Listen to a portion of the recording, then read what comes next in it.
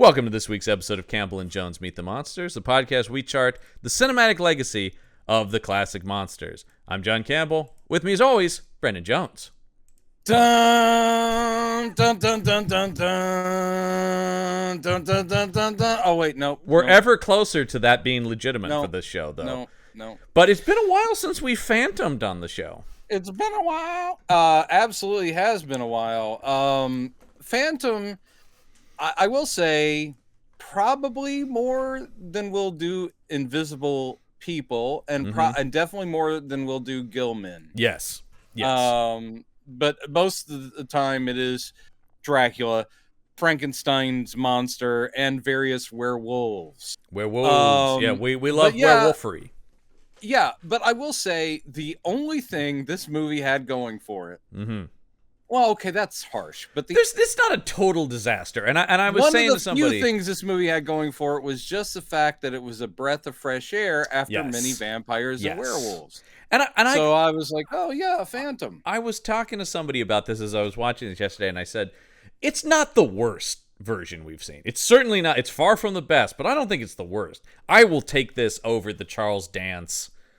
Maybe length has something to do with that too, but I will. That's a close race, though. No, I mean, once again, I think that was a 3-hour TV event. This is a 3-hour hour 40, event. So that's that. With a horrible take on the Phantom, and this is also a horrible take on the Phantom. It's slightly in a completely different way. Yeah, so I maybe that's also some of it too. Is like it's at least it's kind of weird. I don't know. My summation for this movie is liberties were taken. My pitch for this movie is: do you love Phantom of the Opera, but wish he was more like Tim Burton's Penguin? Yeah.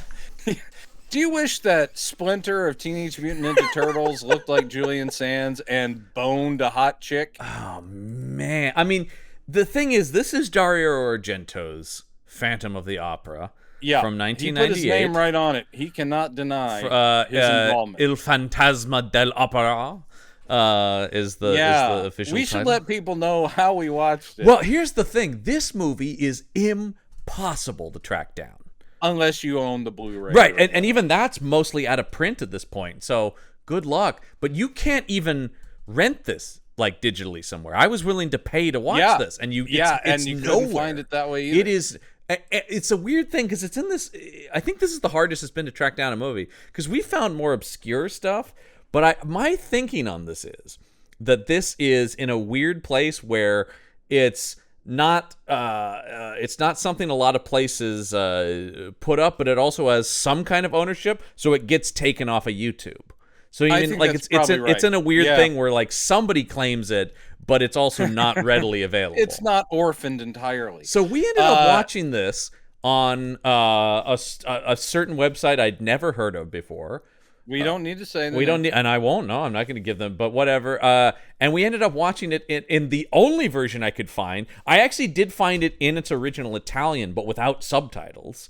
I found it so you can watch it in Italian. And then we ended up finding a German dub of it with English subtitles, which is that's how we watched. I think the way Argento would want us to watch it, though. Yeah, absolutely. Now I will say, when it was released here, was it dubbed in English?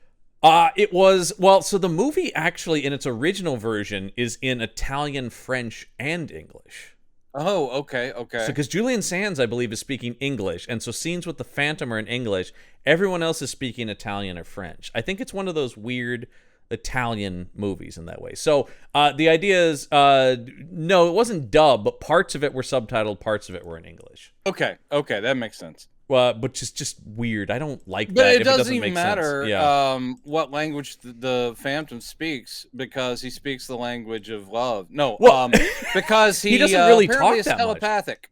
Much. Yeah. Ooh, interesting take on this. And no, every decision is a wild swing away from the source material. And I will also say, while also being pretty true to the basic structure of the plot.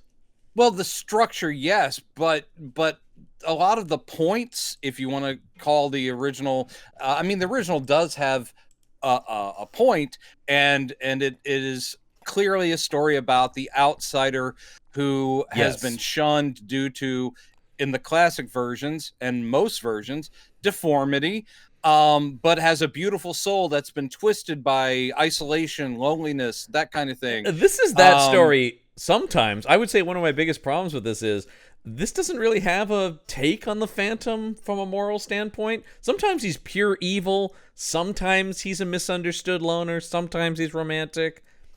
Well, but here's the thing that was driving me crazy about this is that it is just, and it's true of Christine as well, is that there's no take. Yeah. There's whatever a scene requires. Yes. And that's Christine not good. really pissed me off, like frustrated me in every By the end, I mean, all through the movie, she has no agency, but also by the end, she literally is, I hate you, kill him. No, he is my love. You are my love. No, he is my love. And I'm just like, stop it. God damn it.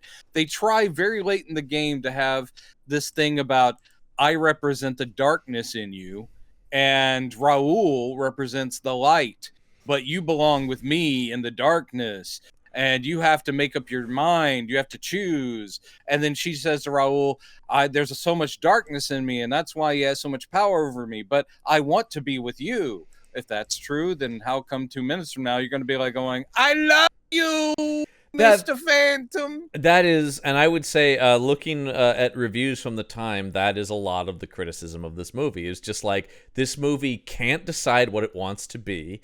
It is all over the place in tone and characterization, and almost to the point at the time, but like, it's not hard to follow from a plot standpoint, but it is really hard to track from a character motivation standpoint.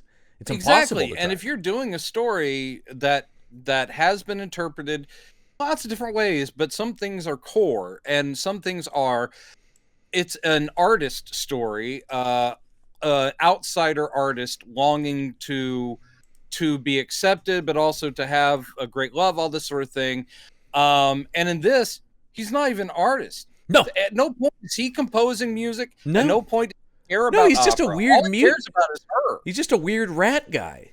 He's a weird rat guy, and he doesn't even look, like fucked up. That's a big take. Is he's what is not that about?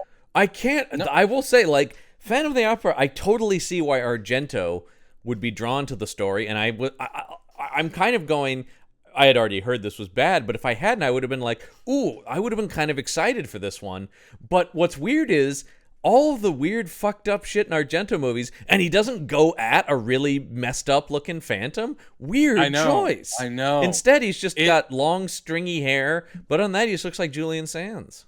Well, both of our romantic male leads, one of whom, my God, the Raul guy is so weird looking. One of whom looks like the Phantom looks like a British cousin, a la Bo Maverick, a British cousin of the Winters twins, Edgar Winter, and long stringy-haired albino rocker guys. To me, he looks like a strung-out elf from the Peter Jackson Lord of the Rings.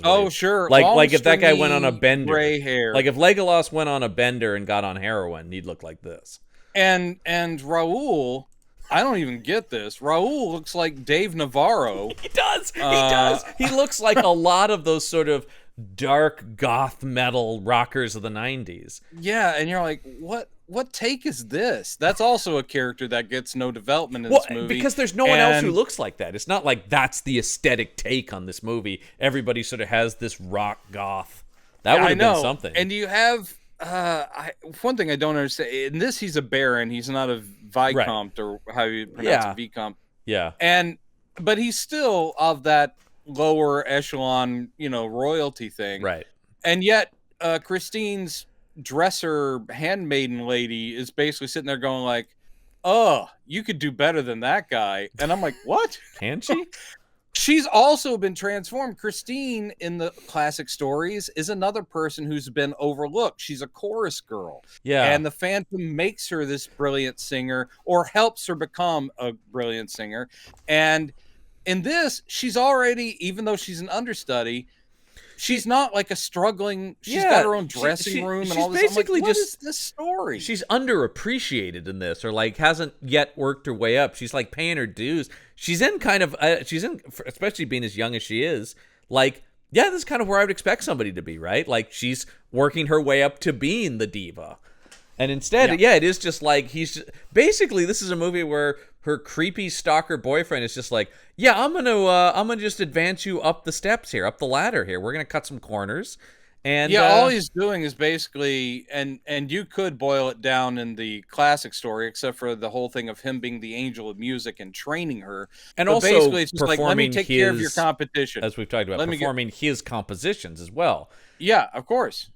In this, that's not here at all. I mean, and actually, you could make a Phantom of the Opera thing that's more of I'm a stalker who's going to kill all the people in the way of my favorite operas. You could do that, but this doesn't even commit to that. If it was just that could be something. That's closer to something like The Fan with Michael Biehn. Oh, sure. Yeah. I did not expect anyone to bring up The Fan, so I was a little thrown. Thanks. And I'm talking about the Wesley Snipes Fan, actually. No, yeah, I know. No, I'm talking about the Michael Biehn one. They're both fine films. They're both totally fine films. They're both fine. I love the Snipes one, if only for it has one of the great dirtbag De Niro performances in it of all time. Just total that's a good scumbag De Niro, and I do love that. You love that a little too much. De Niro has asked you to stop. It's like Kiss. I also like. I mean, Cape Fear is obviously the best of that. But I do like when De Niro is just like despicable in movies. Mm-hmm. It's always fun to see him like sink his teeth into a real bad guy role. That's true. Yeah. So, but here's something where no one is. Well, Julian Sands is literally sinking his teeth into some of the cast in this movie. Because. Yeah, whatever. Argento has really fixated on this idea of, and I can kind of see where he's coming from, except I hate the execution, but it's like, he's this, he dwells in the underground, so he's like a rat. And he decided that the Phantom is not physically deformed. In fact, he's a very handsome British-looking guy. Yeah, that also doesn't... With terrible wig, but... that also doesn't help, though, is just how different Julian Sands looks than this very Italian cast. Sure, but that helps him be a outsider, right? But I think that's he his decided that the Phantom, he took some iconography of the fact that he lives in the sewers, though in this case he seems to live in Carlsbad caverns underneath the opera house. Yeah, sometimes it's these aren't the sewers of Paris. This is literally a natural formation cave. That's the thing that gets me. Is like when we go down, it seems like we're descending into almost like catacombs, and then it turns into just straight up cave. Yeah. By the time you're impaling people on stalactites, Yes, but it becomes this whole thing of him being literally a rat man. Yeah, and to a very disturbing point, which we'll get to. Dario Argento's Rat Man. Rat Man. We should probably kick it off because what you said before is totally true about at least one of the inspiration right here at the beginning. Well, can we talk briefly about this very non-anything poster? Oh, yeah.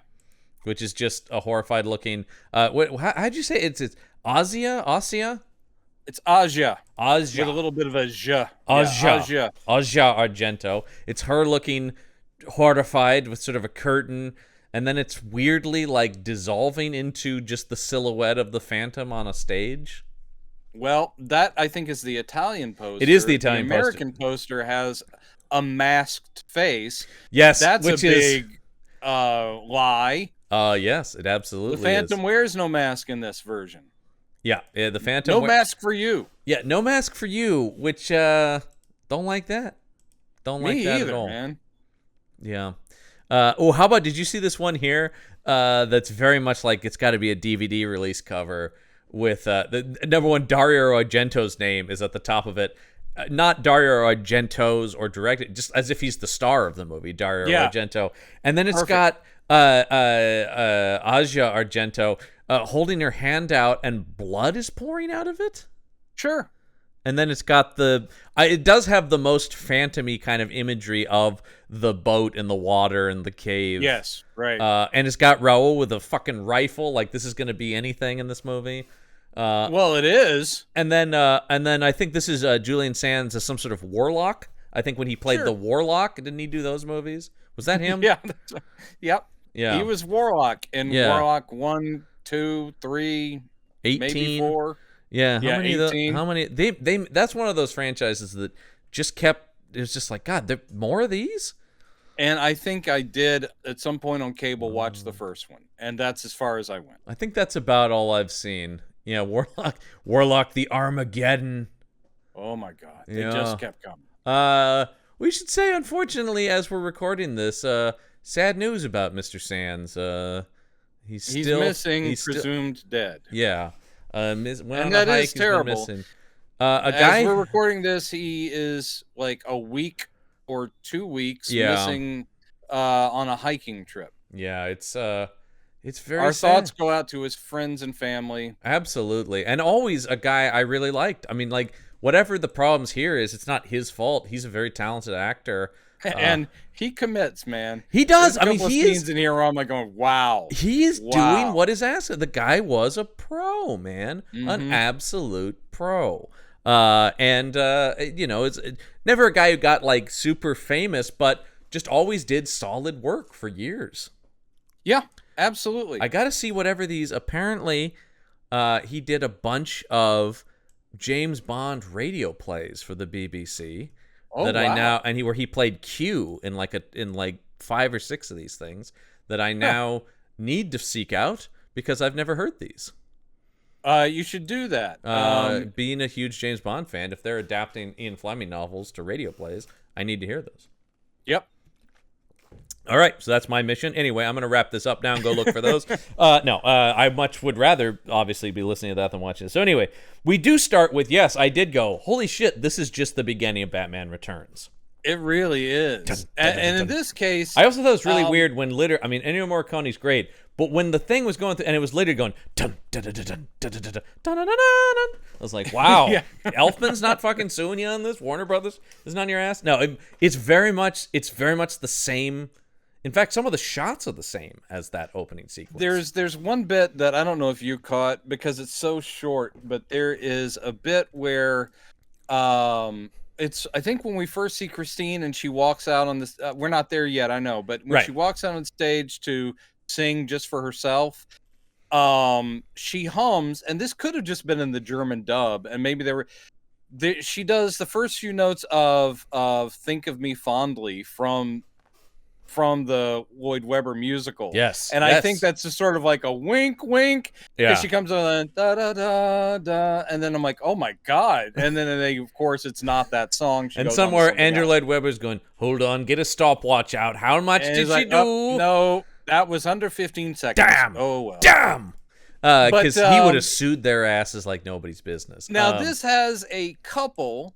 a poor-looking couple, and the woman is crying, and the husband's like, don't cry anymore, don't look back. And what they've done is apparently they've dumped their totally normal-looking kid. Yeah, that's the thing that doesn't make any sense about this. Because I'm still of the assumption when I see this, like, okay, this is Origin of the Phantom. He's obviously born deformed or mutated in some way. Maybe, and they don't explain it, but maybe it's just they can't afford a kid because they are dirt Then poor. fucking have a scene that establishes that. I will say, I don't know if you saw this in the trivia, Dario Argento's cut of this was an hour longer. So there's an hour of this movie missing, and I wonder... What? Oh, maybe so. Maybe there was I wonder if some of that was, but the cut of the movie was an hour longer than was... But it was heavily recut and changed by producers to assure the film's appeal to wider audiences. I have a gross suspicion about something that was cut, because there was something very obviously cut, and that was when the sex scene finally happens. It's a weird cut where she gets up on all fours and he is about to, I guess they're about to do it doggy style, and there is a hard cut. And there is nothing I want to think about less than the sex positions the Phantom is getting into. Like, the idea that the Phantom has sex. The idea that the father of the actress is the one filming. Every single time they do any of that, all I can think of is him going, yes, grab her tits more. Yes, oh my God. Yes. But that was the only place I could literally see like a hard, like them going, nope. And maybe that was the hour. It was just an hour of the Phantom and Christine fucking. Dario, we enjoy the movie, but the whole middle hour is sex. We wanted other people to see the movie, not just the that one guy that always comes to these movies. I sure did like it. I sure, because Show me where the cutting room floor is, please. I mean, because this Please movie, direct me to the I mean, cutting room floor. I mean, and once again, befitting Argento's style, the movie is very bloody, very sexual. It's very, aside from the sex scenes, it's also just very sexual. I kept writing. Oh no, absolutely. I constantly- Every time Christine meets the Phantom, seemingly at random, and she's instantly orgasmic. No, that's the thing is, he looks at her, she starts panting, he touches her face, she's about to totally have an orgasm. The amount, and every time in my notes, almost every scene is like something happens, comma, things get weirdly sexual. Yeah. And it is just like, well, okay. And it's that thing about like subtext is text now, Dario. Man. When the one where she's singing against the organ pipes. Yep. And it's like, and she's just coming. I don't know what to tell. Like, she's just straight up. It's just, and you're like, and oh I will my also God. say that she, Dario Argento, she's doing what she can here, I guess. She's, what, 23? This 23. Is not her first role for her father. I was wrong about that. She had started when she was 16 being in her father's movies. Yeah. And that's, I mean, that's fine if depending on what her father's asking of her, of course. Sure. But in this thing, this is far from her first movie, actually, isn't it? Looking at her IMDb. She is a terrible here we go. lip syncer to Oh my God, this vocals. is the worst opera lip syncing we've seen in any of these, and we've seen some bad stuff. Terry Polo was better than this. I know. And every scene basically of her singing on stage is her either about to have an orgasm or then fainting. Every single one. You're like, Christine doesn't really seem to be a very good opera singer because she's either literally having an orgasm or she drops to the floor. Yeah, this is one of those things where song. It's like, I don't quite know how much to bash on her performance. Oh, me either, of course. Because, well, no, but that's the thing where I can't tell, because it's like, it's not good, but also no one would have been good with this take on the character.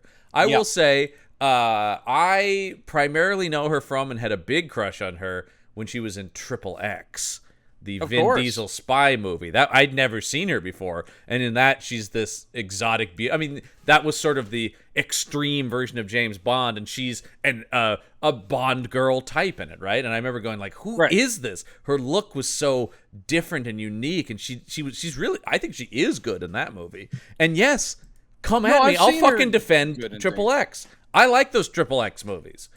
I have no opinion one way or the other, but I like her generally. Yeah, she's been she good. She is a problematic person, as many European stars I don't want to slag off an entire continent, but there's a lot of weird people over in Europe that do a lot of weird stuff.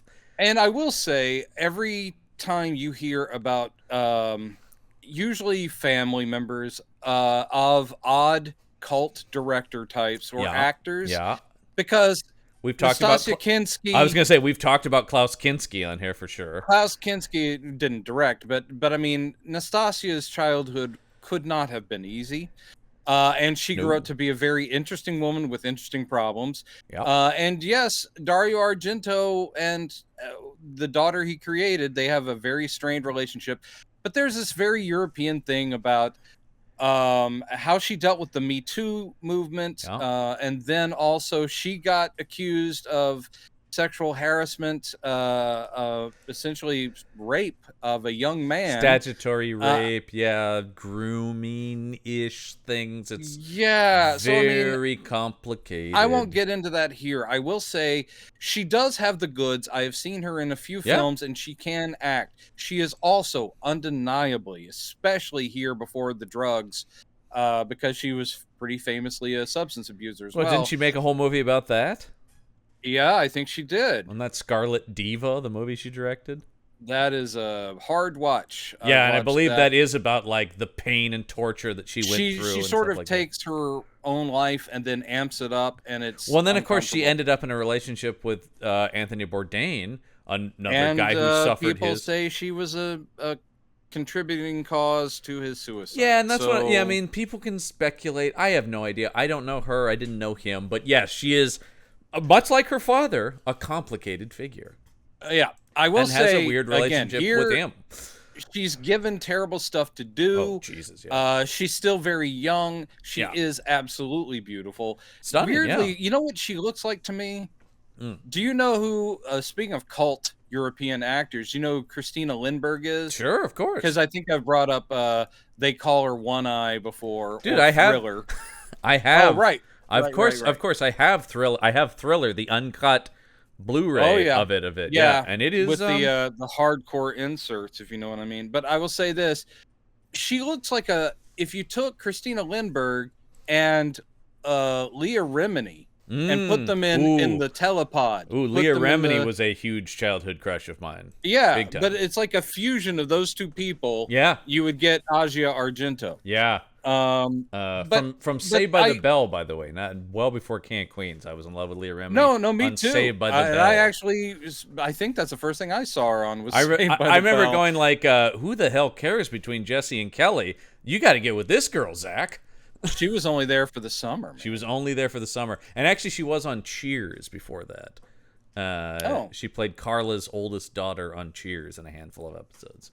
Oh, maybe I remember that. Yeah. Maybe I don't. That was early. But regardless, anyway. I was gonna say, I think she was also a friend of Alyssa Milano here. on Who's the But I'm sorry that we did jump over the opening. We did not stress enough. The little baby is put in a basket in the Seine, in the river, and then it goes into the sewers underground. Yeah. And and we hear the baby going, ah, and then the basket almost goes over a little bitty falls, which would have killed it.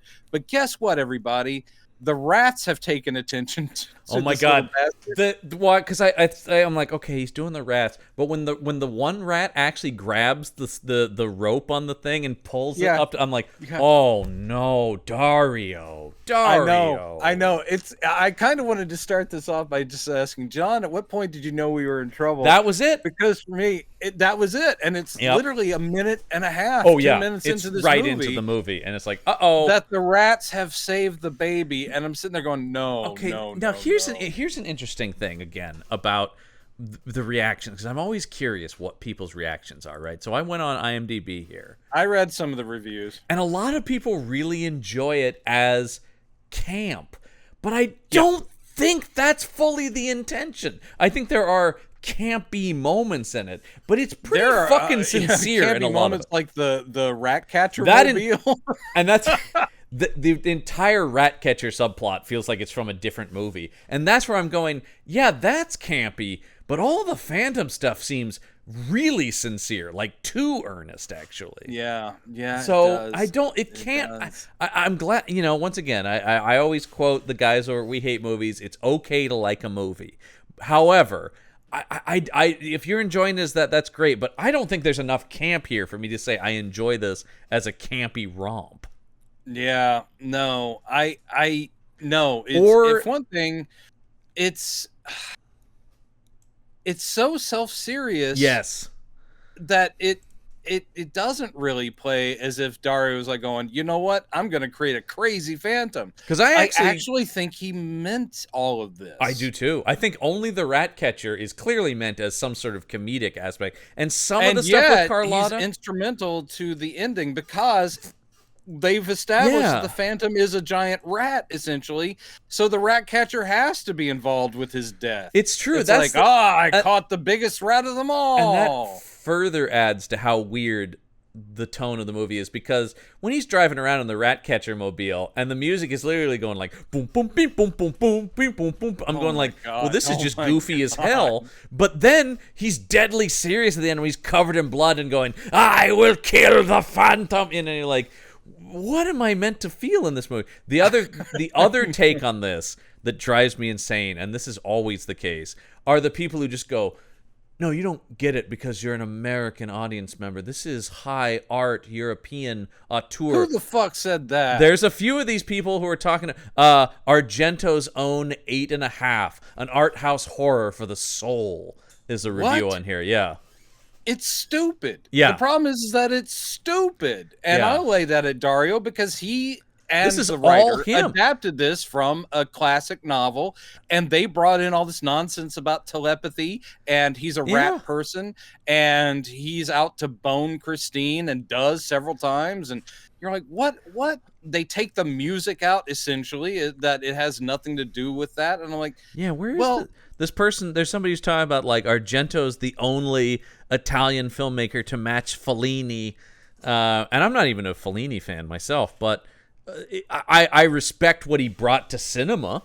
what I do think is that person is just conflating everything that Argento has done. Yeah, Because, like dude, we said at the I'll top, talk Suspiria all day, man. yeah, don't want to disparage the man's career. No, but this is a piece of shit movie, and that's what makes it So, hard. Is I know he's a better filmmaker than this, right? Like we Yeah. can know.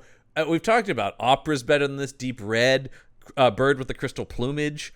Oh man, I haven't seen that in a long time, but yes, All good movies. Demons is an interesting and super fucked up movie. Yeah. Anyway, I mean, it's just.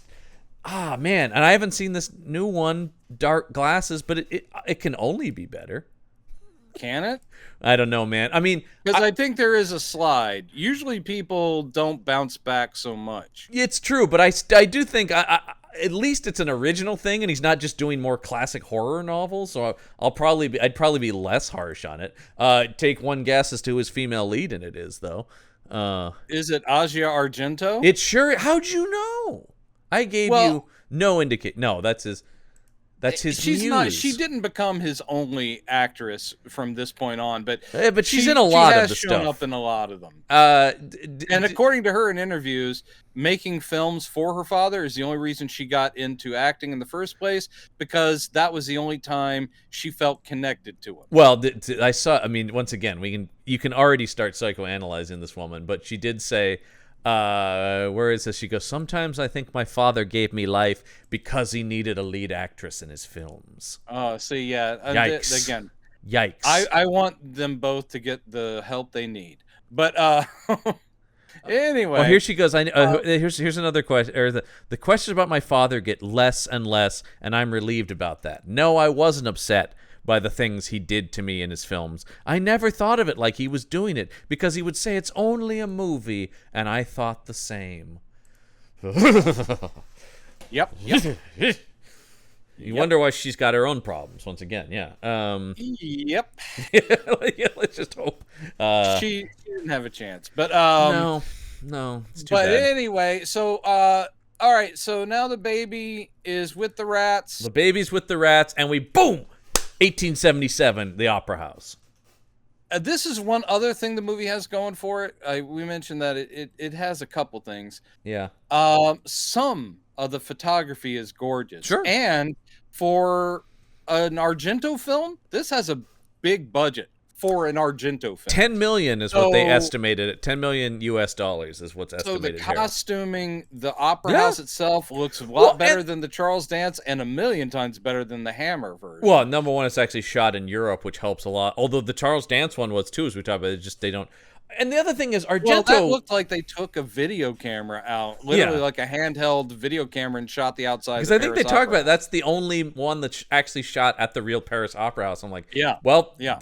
Be that as it may, it looks like shit. So, yeah. Too bad you wasted that opportunity. Thank you. But the other thing is, I was gonna say, like, also, I mean, Argento is deep into his career. The guy knows how to photograph stuff. Like, the movie is competently shot. I don't think. Well, did you see the cinematographer? Who he is? I didn't say. I don't think I really saw the credits. Same on this man. thing. Well, that he shot Opera with, but also the Ronnie same Taylor. man who shot Phantom of the Paradise. Oh wow! This guy has done Phantom many times. I did see that and he did Theater of Blood. Theater of Blood. Oh, I love Theater of Blood. We're gonna be getting to that one eventually. He was a camera operator on Star Wars. Wow. Yeah, I mean, this guy is as they talk about, brilliant, well-respected cinematographer. So yeah, there's I don't think the movie looks bad by any means. No, there's some weird editing that could also be from a chopped out hour. I mean, come on, this guy shot High Road to China, Brendan. So I'm just saying, Oh, one of my big birthday disappointments, High Road to China. It's not horrible. Hey, everybody, let's go see this new movie that just opened for my birthday. It's not horrible, but it's not great. Nope. It was him going like, I'm not Indiana Jones, so can I do an Indiana Jones knockoff? I'm Tom Selleck. And my movie career is always kind of disappointing, sadly. And I love Selleck. Yeah, I know you do. The movie career just didn't take off. No, there's one movie of his I love. Is it Three Men and a Baby? Nope. Is it Quigley Down Under? There it is. As it should be. Most people talk about Three Men and a Baby as like the big box office hit of his career. And you know what I don't need? Lassiter. Even though it has the beautiful Jane Seymour. I feel very much the same way about High Road to China and Lassiter. They're both like okay, but they both feel less than. And it's too bad because Magnum was great. And stay tuned if you're an Action Shelf listener when we talk about Runaway. Run away. Yeah, run away from. Okay. All right. So, it's 1877. The Opera House. Everybody's in their finest apparel and whatnot, and we go down into the bowels of the Opera House. I think bowels is appropriate in this movie to say. Yeah, very much so. And we've got these kind of wisecracking Italian construction workers. Why do I need to say Italian? Everybody's Italian in this movie, pretty much. Yeah, except for really Julian Sands, and that's weird. So we've got one guy who's suspended on a rope, and what is he doing? I have no idea what this is. They two guys are at the lip of like a hole. Yeah, it looks like a well, like a big stone well. I don't know why that would be under the Opera House, but me either. And later on, they do say their names and what they were doing, but I can't even remember. Like late in the movie, they're like, well, this one guy was on the thing. So one guy's being lowered down, and what he's doing is he's tapping on the stones with a little hammer, and then he finds a chunk. I guess it's like, oh, this is the place I want, and he hits it with a hammer, and like blood comes out or some kind of liquid. Yeah, I didn't understand that. And then he chops away at it until he sees light. There's light behind the brick. So possibly, what is he found a little opening into the Phantom's lair? Well, because then this mist starts coming out of it, and I thought, because I'm still not yet figuring out the weird fantastical stuff of this, I go, oh, they've opened like a steam valve and he's being hit with hot steam or something. But later I think it's this weird cold power that the Phantom has. Well, that's where your brain went, and my brain went to something else, because they did say that he had been like eviscerated. So I don't know what this is supposed to be. I also thought it was steam. Well, I thought when they pull him up, the thing is, he screams because this hits him, this mist that I thought was steam as well. But then you hear slicing. Yeah, and when they pull him up, he looks like he has been chopped in half. He's just the lower half of a guy. Right. So I'm like, I don't know what just happened to him, but the two guys at the top go, ah! And then Edgar Winter rises up out of the sewer. We see the stringy blonde hair, grabs one of the other guys, tosses him down, and then gets the other guy. Yeah. And they're all screaming. I mean, this could be an okay scene in a horror movie that made sense, but three people are dead. We don't know what happened. I think we mentioned this off mic. This was one we were so dying to talk about that I think we might have burned a little content before we recorded. But yes, the original choice for this Phantom, John Malkovich. I know. Now that, I will say, this movie would have been more interesting with Malkovich. However, I have to imagine this is a situation where he gets this script and can't say no fast enough. Could you imagine Malkovich reading? Do you think Malkovich even got this? Or do you think his agents were like, oh, God, no. No, I think he probably got because it's Argento. Malkovich, I'm willing to bet, would sit there going like, ooh, I'd love to work with Argento. Yeah. But I think upon reading this, he wisely went, oh, I wanted to work with Argento back in the 70s, maybe the 80s. Right. Not now. Yeah, this is not bullshit. Well, and what is this? A scene where I'm masturbating with a bunch of rats? no, I'm gonna move on. and that's the other thing too, is just like for an actor like Malkovich to go like, what am I playing here? This character doesn't make any sense. Instead, he does. We were talking about Rounders actually before this. He does that this year. Oh, I see. Yeah. Which He's got better stuff to do and weirder accents to do. Oh God, that Russian accent. Friend of the show, Michael Listman, and I always do impression of Malkovich from Rounders, where he does like cool. Because it's like, it's not accurate, but it's a fun Russian accent. It's about as accurate as Walter Koenig's.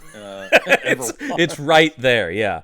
Okay, so I thought this was weird. So these guys get sliced up, and I'm going, okay, I know it's bad, but I'm still thinking this is like a Phantom movie. So I'm going, okay, yeah, guys go down into the Phantom's area, they get killed.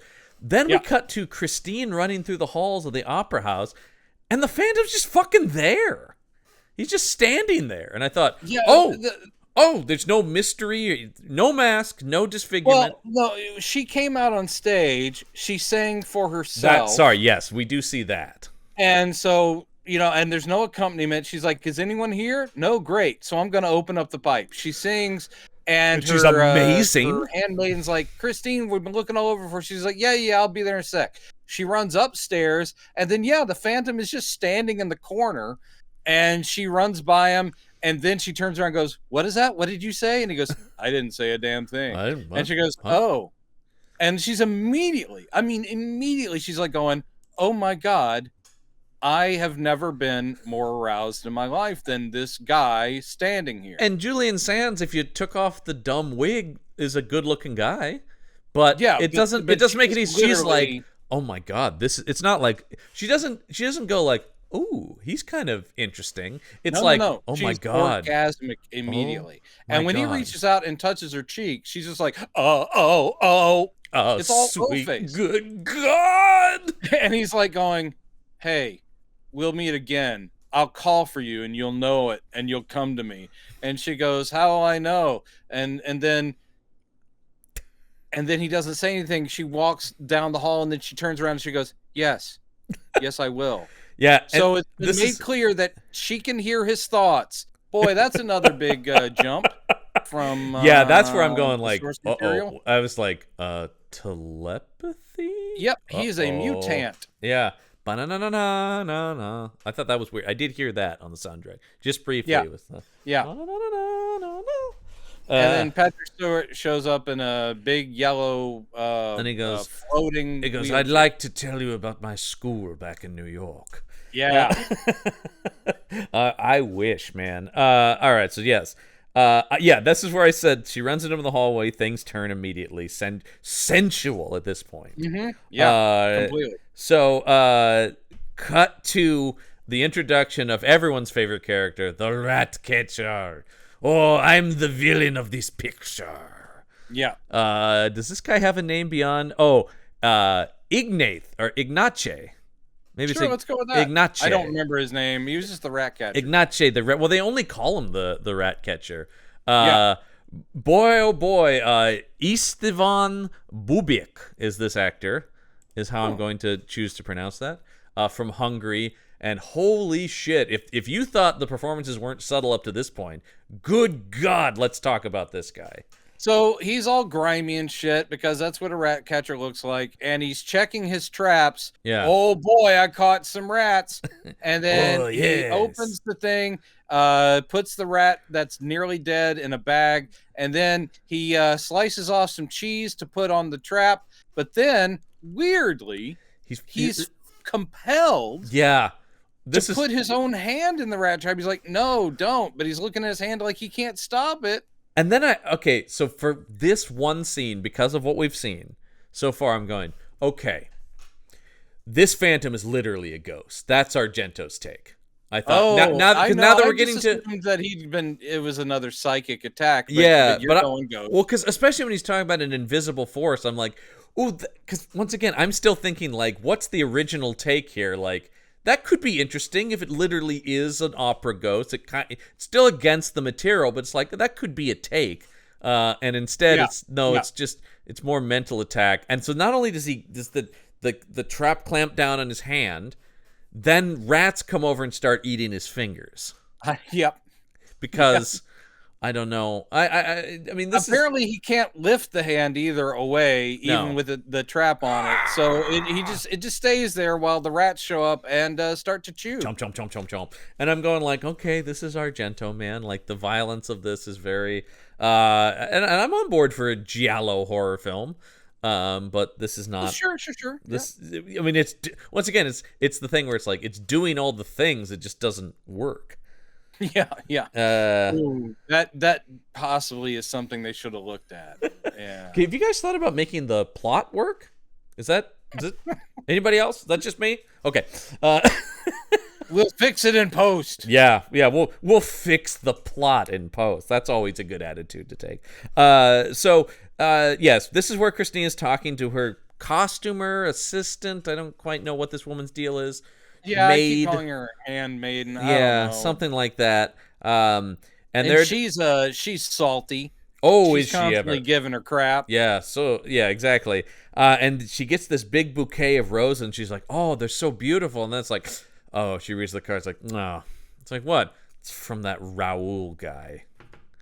Yeah, but Christine likes Raoul, so she's like, "Oh, great!" But and that's where the weird thing is when you have the handmaiden. Yeah, lady I felt go, like this should have been do reversed. better than that desperate piece of shit. Did you kind of feel like this should be reversed, where it's like she would be like, "Oh, Raoul," and the handmaid would be like, "What? Shouldn't you want to be with Raoul?" That's how I would think this would go. I think it should always be like Raoul. I mean, he's the love of her life. The only thing in the way is, I agree with that in the traditional sense, but I'm still going with Argento's like, okay, but it will further add to just the schizophrenic nature of Christine. Oh yeah. Where it's like, I like Raoul, but I also like the Phantom, and I will love one with all my heart. Because the other thing is, you could even do she has feelings for the Phantom, and it's more of a love triangle. But this isn't a love triangle, it's just this woman wildly shifting her wants from scene to scene. She doesn't have, as I say, any agency. No. She seems completely dependent upon, like, if she's within 5 feet of the Phantom, he controls her. If she's within 5 feet of Raoul, he controls her. I think it's just basically like, oh, I don't have any say in this. And maybe this is just all the Frasier I've been watching, but is it possible this woman has some form of love addiction? Is that sort of what we're dealing with? Some kind of codependent love addiction. I think that's she's definitely codependent. Yes. If she had called into the Dr. Frasier Crane show, I think this could really help. By the way, how has Kelsey Grammer never made a swing at Phantom? That feels like something he would think he'd be good at. I like the way you phrased that. Yes, I think it seems like something he thinks he would be good at. And Kelsey Grammer is a very good singer and musical theater actor. I don't think he'd be a good Phantom, but I would think he could crush those songs. I think yes. Now, the sad thing is he probably still does at his age. Yes. I think that he's still waiting for that You can call. talk to his 20-something wife about that. Oh, wow. Yeah, he's one of those guys who's married to a woman who's younger than his daughter.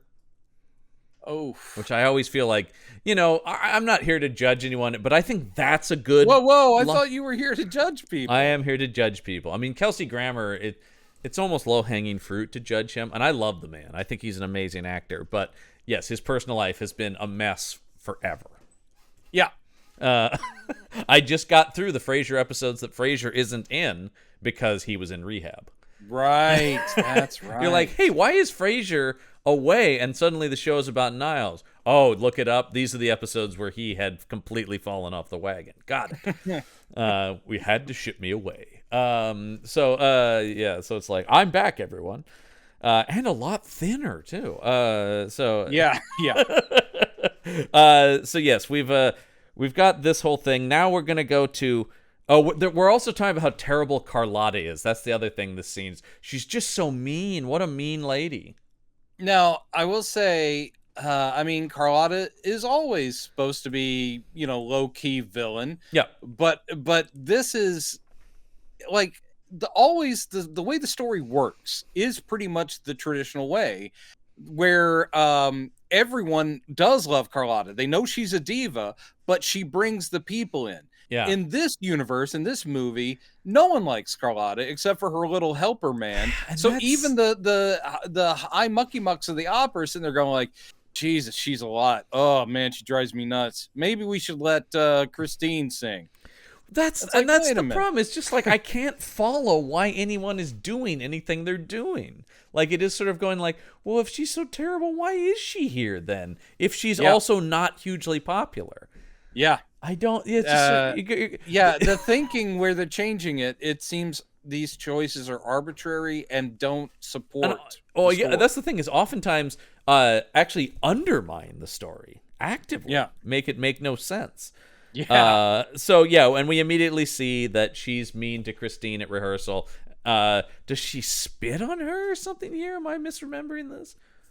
There's some kind of thing here. I can't remember what it is. I gotta say, I had to watch this on my computer in German. So yeah, that was we came at this maybe not in the most ideal, but in kind of the way that we have to. Once again, it's kind of how you have to go with it. So yes, she's mean at rehearsal. So this is where the rat catcher is explaining. This introduces, is this guy an inspector or something? No, he's a reporter. He's a reporter. This is where I was losing once again. And he doesn't add up to anything. It's just that towards the end, by the way, they remember, oh yeah, he should be writing all this down. He doesn't lead to any part. Nope. But at the end, he is in the crowd of the opera when things go crazy, and he's got his little notepad. If only Carl Kolchak had been on vacation in Paris. By the way, there's an episode. 1877. There's an episode they couldn't afford, but seems like that could have been a spec. Is Kolchak goes on vacation to Paris at the Opera House, and there's trouble. And there's that would have been a season 3. That would have been So let's see here. He's explaining. I can't explain it, but this invisible force was pushing me towards the rat trap. And of course we see his totally did you do that? He's like, mangled it was an invisible force. This totally mangled hand that the doctor character also doesn't really add up to anything either. There's a lot of just people around in this movie, but they don't really do anything. And I need to bring this up. This happens a lot in anytime people do period pieces and they want to dress it up. Like in this movie, for no reason, Degas is shown. Yes. The famous painter is there. And yes, did he famously go to rehearsals at the Paris Opera House to sketch and paint the ballerinas? Absolutely. That's a big part of Degas' work. But is he a character in Phantom of the Opera? No. But for this, Argento's like going, I will put in Degas. And then at the end, Gounod, the composer of Faust, the opera, he's a character briefly. Mainly talked about, but they do show a guy, and that's Gounod.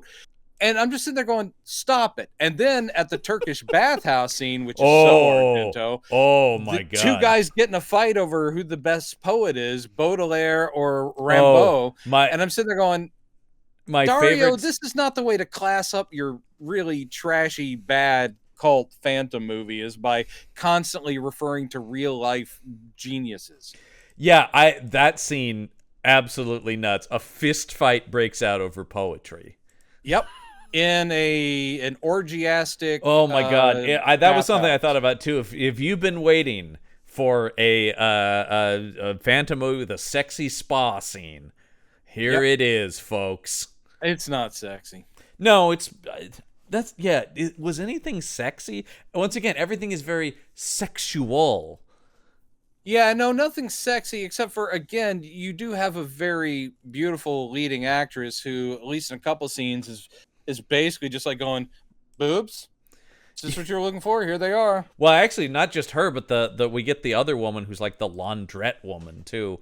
And the whole weird, brief subplot. And we get to see Carlotta's boob. Yes, and in very Argento fashion, we get to see Carlotta's boob when the Phantom threatens to cut her boobs off. And then slashes them with his nails. Yeah, I'm like, boy, that is as Argento as it gets right there. That is so Argento. If he can get nudity, Argento. That's our Argento coming this fall to CBS. He's an Italian horror auteur who has to move in with his in-law. Yeah, something like that. Oh, there's the movie. Something's gotta give when Dario moves in. You know what? In like 1996, I think we could have sold that show. Yes, Oh I'm yeah. all the way here from Rome, and I've moved to New York City with my daughter and her husband. Oh, things are nuts. I don't know how America works. What a country. No, sorry. That's copyrighted by that Russian guy over there. Let's see. Phantom comes. Oh yeah. So now let's go. Let's go back to the Phantom. There's just a lot of the Phantom and Christine. I think this is where he comes to her in her dressing room, because this will I say set up. The movie thinks it's setting things up when he comes through like her closet, because that will set up then Raoul going when the handmaiden woman tells him about that's that. classic stuff. It is. I mean, it is sort of. It's always like, the secret passage behind the mirror. Okay. Well, and it's the thing in every Phantom story, right? About they think he's a ghost because he knows all these secret ways and he can kind of disappear at a moment's notice. Right. So yeah, but it's just more romantic talk. But after she leaves, this is where we meet the guy who's like a stagehand or something, and he sees the Phantom go through one of these secret doors. Yeah. This is Alfred, I believe is the character's name, and he's like, Sure. hey, what's down there? And he apparently is like, can't wait to get back to his girlfriend to go, hey, I've seen the Phantom. I know where he hangs out, and I bet there's treasure down there. And then she's all like, wow, yeah, that turns me on. Now I'm naked. Let's have sex and then go down into the tunnels and find that treasure. His jump to there must be treasure down there is totally insane. Yeah, of course. What? She actually says, she goes, why do you think there's treasure? And he basically says, well, come on. He lives down in the tunnels. Yeah, what else would he have down there? And basically what she's like, yeah, you're probably right. What? Well, suddenly out of the rafters, and it does fall into frame, hits him on the head, is this enormous block that just says plot on it. And it hits him, and he goes, there's treasure down there. And then this scene, it's just so we can get them down there and get killed. And I found this intolerable because they run around this cave so long, forever, being chased. He by the actually Phantom. dies pretty quick, but the whole thing with her, where they're trying to build dread, and I know that you can do this, Dario, but I'm sitting there going, this has been 8 minutes. I've seen his movies. He is good at doing scares. And then she's trying to cover her tracks, and she's doing all this stuff, and you're like going, come on, we know he's about to kill her. Just do it. Yeah, and he almost kills her like 2-3 times. He's the guy, by the way, the stagehand guy. He's the guy who gets impaled Alfred on the is the guy who ends up on the stalagmite, yes, because it's coming from the ground, I believe. He tosses, and he gets like that's right. Totally impaled on it. Yeah. This dude is totally impaled. What cracked me up is later when they find, like at the end, when everyone chases the Phantom down into the thing, and they find the body of Alfred. Yeah. It looked like it had just happened. And I'm fairly certain that a couple weeks have passed. Yeah. Doesn't blood become dried and brown after a while? Not even that long, really. No, I know. So it was funny to me when they find Alfred and you're like, wow, that is some fresh red gore there on that stalagmite. I would love it. It's still actively like pouring. Like it's still coming out. He actually see him going like, I've been down here for weeks. Will no one help me? And then she gets her tongue bitten out by the Phantom. Yeah. That's weird and unnecessary. What's so strange is when she screams right before he does it. Yeah. She's screaming so oddly that it did occur to me. I was like, why is she screaming that way where her tongue is just so and then the next second he uses that to bite her tongue out of her mouth. Yeah. And I'm like, oh, that's why she screams like that, because Dario needed her tongue to be like there so that can happen. And that's the weird thing. It's one of those things where you go like, dude, this is such a reach. You talk about being sweaty. It's like, you came up with this idea. Wouldn't it be gross if a guy bit a woman's tongue out? But then you have to so reverse engineer it. And you're like, it doesn't really make any sense. So it is kind of gross, but I mainly was just like, well, how the hell did that happen? It's like, these are things where these impulses where he thinks this will be a cool idea or cool scene. Yeah. They feel, as we often say, sweaty.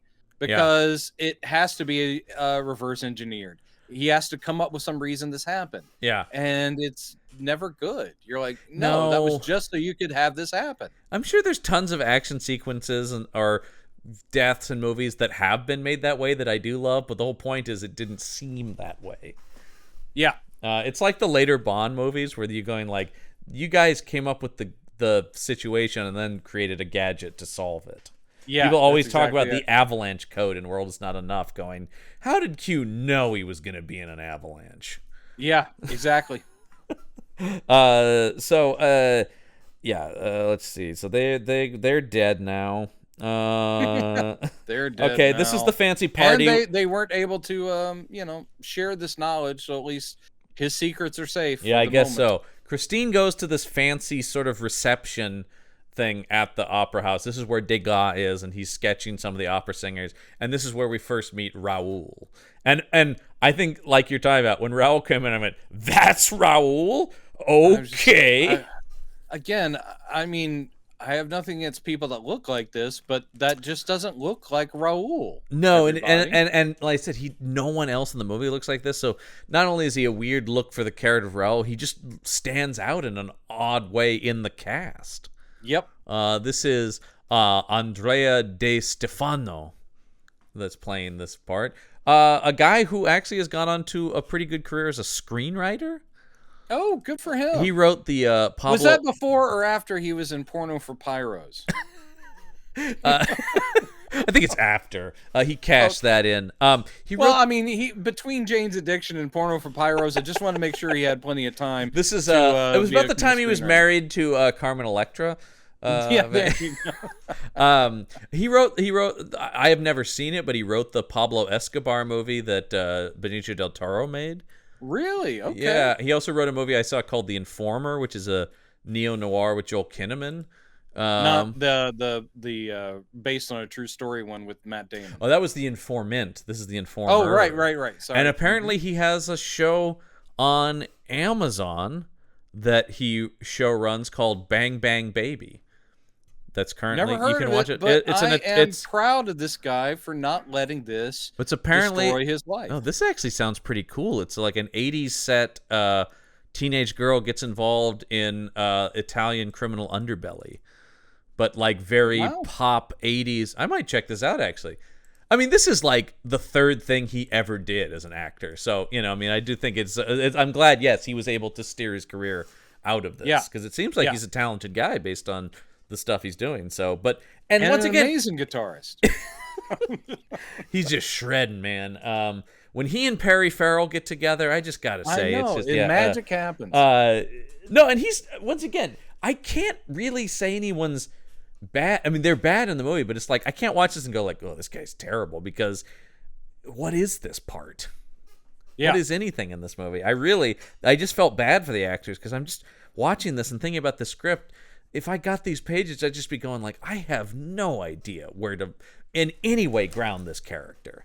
Yeah. So that's the thing with any of this. So he shows up, and he's basically going like, this I did think was a little brutal, having been in this situation to a certain extent. Where he goes, I just want to like hang out with you, and she goes, yeah, I'd love to have you as my friend.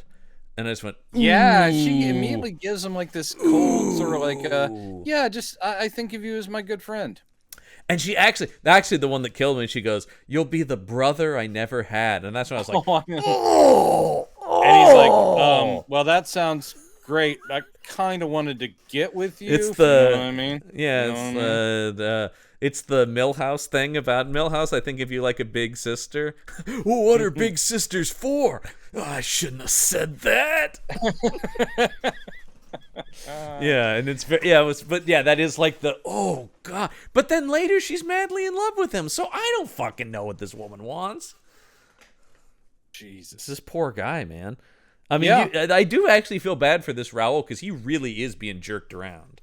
And at the end of the movie, like the whole thing of take me away from here, and then the Phantom's getting killed, and she just keeps going, my love, my love.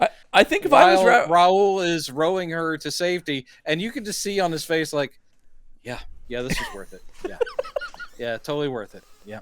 That's when it's just like, yeah, you know what? I don't think I'm ever going to talk to you again after what I just saw down there. So, you know what? My crush is over. So actually, thank you in some way, right? Like, good luck to you. hard to be into the woman again after you saw that display down there. You know, sort of like, it's very true. That's all I can think now. Well, you're my fallback, Raul. There's a thing on your plan B. It's there's a whole thing on the most recent season of Curb Your Enthusiasm about a moment when you lose any sense of sexual attraction to somebody and you'll never get it back, and that's because there's a wait. Didn't they already do that with the Lucy Liu thing? That was the Lucy Liu thing. That was this season. I remember watching that like 2 years ago. No, it was like last year.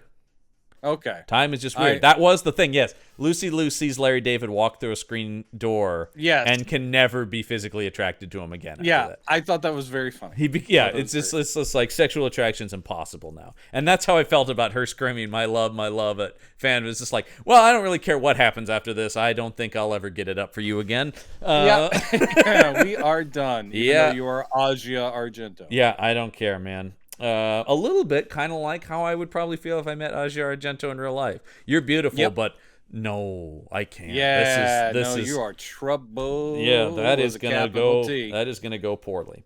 Ask Anthony Bourdain. Damn. Oh, yikes, too soon. Yikes. I did really like that guy. It's a huge bummer he died. So she's at the fancy party. Well, I'm sorry. I have to go through my notes because this fancy party is intercut with that chase scene in the caves we just talked about. That's how long that sequence is. Right, that's true. Okay. The weird... Okay, here we go. We're back to Argento. The weird subplot about... I did have trouble, and maybe some of it was the both the quality of what I was watching and the language barrier. Is this guy the owner of the opera who's a pedophile? Or the management or something. He's somebody in the high up, right? Yeah, he's somebody in the high up. And this producer. Is a weird thing to tie in. Get all of this shit out of this movie. Yeah, I mean it is just to set up another death, but and that's another thing where because of this character for is a long time though, you're like, why was that there? And then they pay it off at the Phantoms, like, I don't go for pedophiles, you're dead, and then I'm setting the girl free. But basically... That's the problem with the inconsistency of the Phantom, because when he killed this guy, I go, oh, well, here's another route you could take and make him more vigilante, where it's like... Which is what they did with Robert Englund. And that's still maybe my favorite version we've watched, so I really... Oh, man. Well, I also love the Herbert Lom one, as we've talked about, too. We haven't seen many. The weird stuff about I didn't kill any of them. It was my weird. That's the problem. That's the thing that ruins that one. The Robert Englund one though is the one I will probably rewatch again of the ones we've watched, simply because we didn't cover the Chaney one, which is actually still the best movie. That's true. That was before. That's very true. In retrospect, we should have started there. I realize, but we weren't being exhaustive at that point. But yes, because I do think that is the first Universal. I don't know why that movie. Wasn't in the box set. It should be, even though Universal didn't make it. No, wait, they did. That's what I'm saying. It's a Carl Laemmle production. I know because they skip it because it was a silent. I think they did, but make sure to get that Claude Rains one in there, which is a snooze. Yeah, and that one took liberties. Basically, every version of Phantom, that's the one that gets closest is the silent film and the musical. Yeah, but the musical, the musical, we'll get to it. The musical is frustrating. It's not terrible. Yeah. It should be better. Yep. Anyway, so the thing here is this is just a subplot. One of the mucky mucks is talking to another, because there's these girls, middle-aged old guys, like, I like to give the ballerinas chocolates, and you're like, yeah, because there's all these like creepy. Sort of tween age, I guess you would say, like 12 to 14 ballerinas. They would be chorus people, yeah, and that's why they have Degas. He's sitting there drawing, and they make the whole thing like, is that Degas? Yes, he likes to come in and sketch them, and he goes, that's all he does, though, is sketch them. What I like to do is give him candy. And then you're like, ugh. Well, then you get him running around with the cloak, chasing the girls, and then going, be careful of the Phantom, little girls. Yeah. And you're just like, okay. They do too much. Because you also have the reporter guy talking to like the old lady who works there, and she goes, "Oh yes, this is the Phantom's box." They take a lot of time to go like, yeah, I get it. The myth of the Phantom isn't that complicated, so I don't know that we need 4 scenes establishing that people know about this Phantom character. Well, now everyone's aware. And apparently there was an hour more of this movie. So I will say, I thought this thing dragged at an hour 40 in places. I can't imagine what a nearly 3-hour cut of this movie looked like. And I heard that, I mean, some of the cuts were gore, but the version we saw, I read, this is the restored director's This is the cut unrated version. cut. Yeah, this is not. But the unrated cut has the Turkish bath scene and a lot of the gore that got cut out. Thank God we got to see all that stuff. No, I don't think it was a content issue. I think it really was like a story issue when they talk about they wanted the film to appeal to a wider audience. I think it was maybe bizarrely harder to follow. Yeah. Or boring, probably. At 2 hours 40. I'm sorry. None of the I'm sure some of it was the sex stuff too. But, I'm sure some of that was, but it seems like once again we saw the slightly longer version that had more of the sex stuff. Yeah. But I do think an hour, it couldn't have been an hour of that. No, I can't imagine it would. And if it would... it was probably more of this shit, right? It was probably more backstory, or even maybe more of the side characters.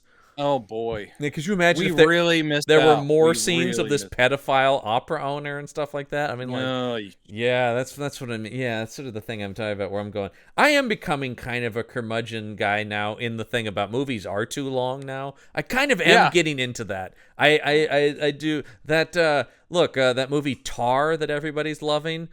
Yeah. Too fucking long, man. Cate Blanchett is great in it. It's too fucking long. I need to check it out. 2.5 hours. 2.5. Blanchett is great, but it is so long. I'm sorry.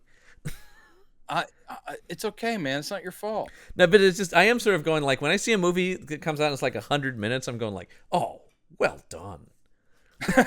Congratulations. Well done. It's also you're used to episodic streaming TV. I think that is the thing, and also of course I'm a major hypocrite because I'm like a 3-hour Batman movie. It's not long enough.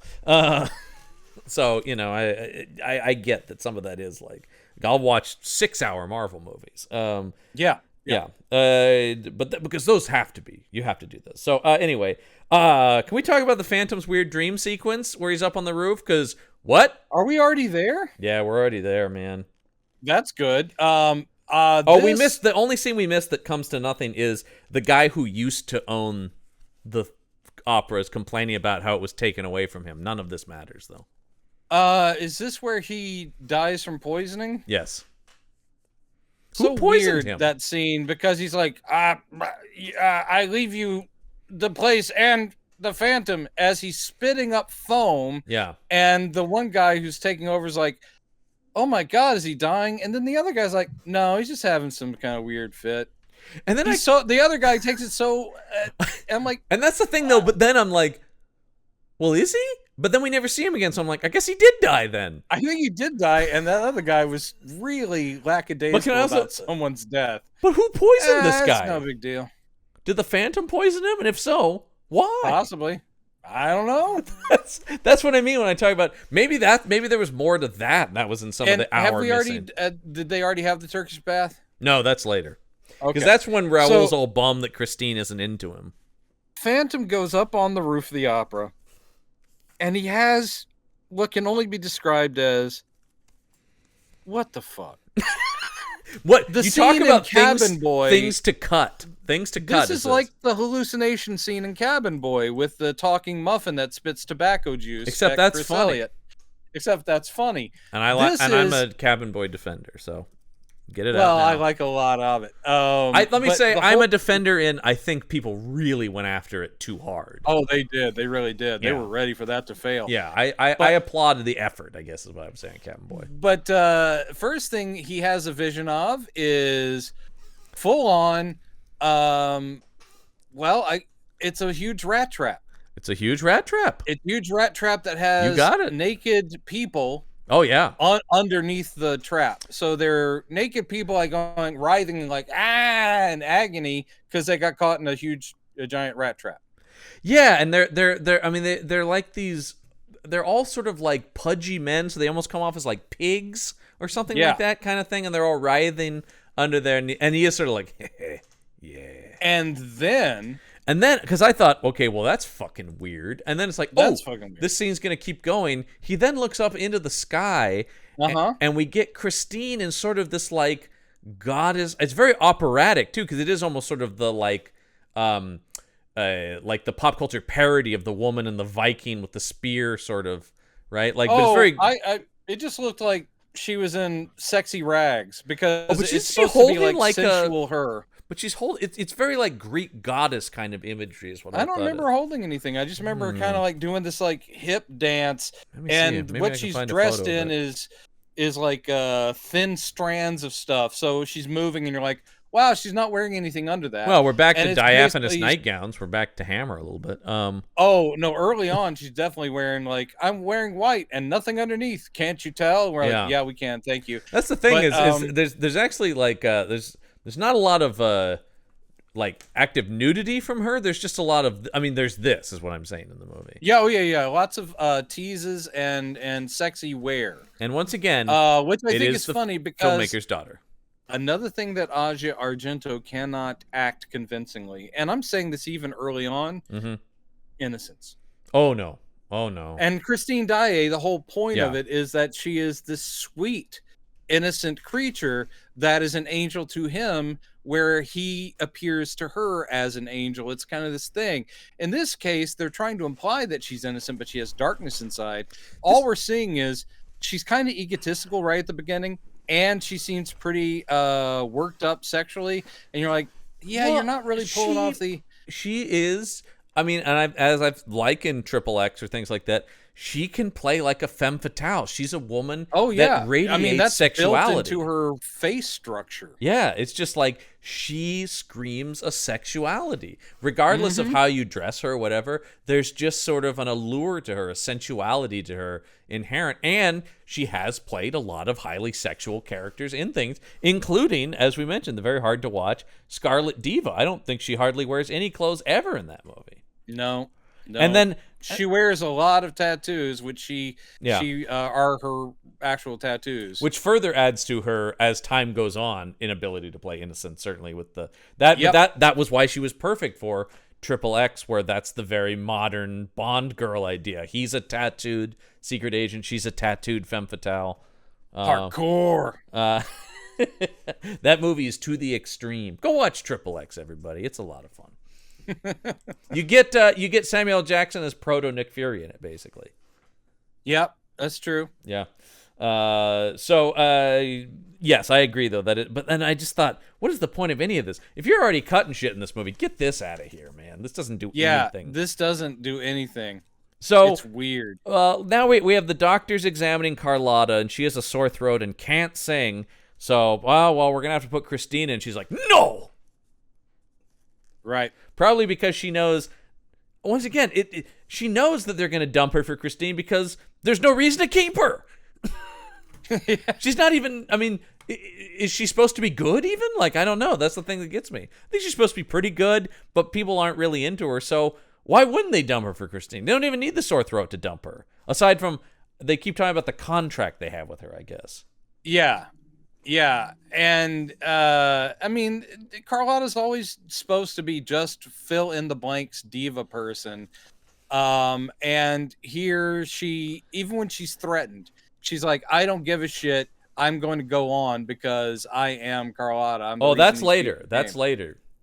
Oh, I know. I'm just saying Yeah. That's always her view. Right. She never actually shows fear except for when she goes up against the Phantom, and even then she's like, I'm still gonna go on. Yeah, I thought even that after was she got her boob clawed. Yeah, and then does she get killed? It seems like it, but it's a weirdly non-gory death because she gets hit by that pillar. Especially yes, and in a comedic way. Yeah, I know. Once again, weird tone shit in this movie.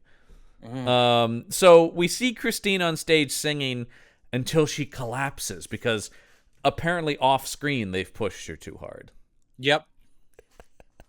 I don't know. So she collapses on stage and the doctor goes, oh, it must have been the stress. She's being pushed too hard. Also, she seemed to be having a huge orgasm Yeah.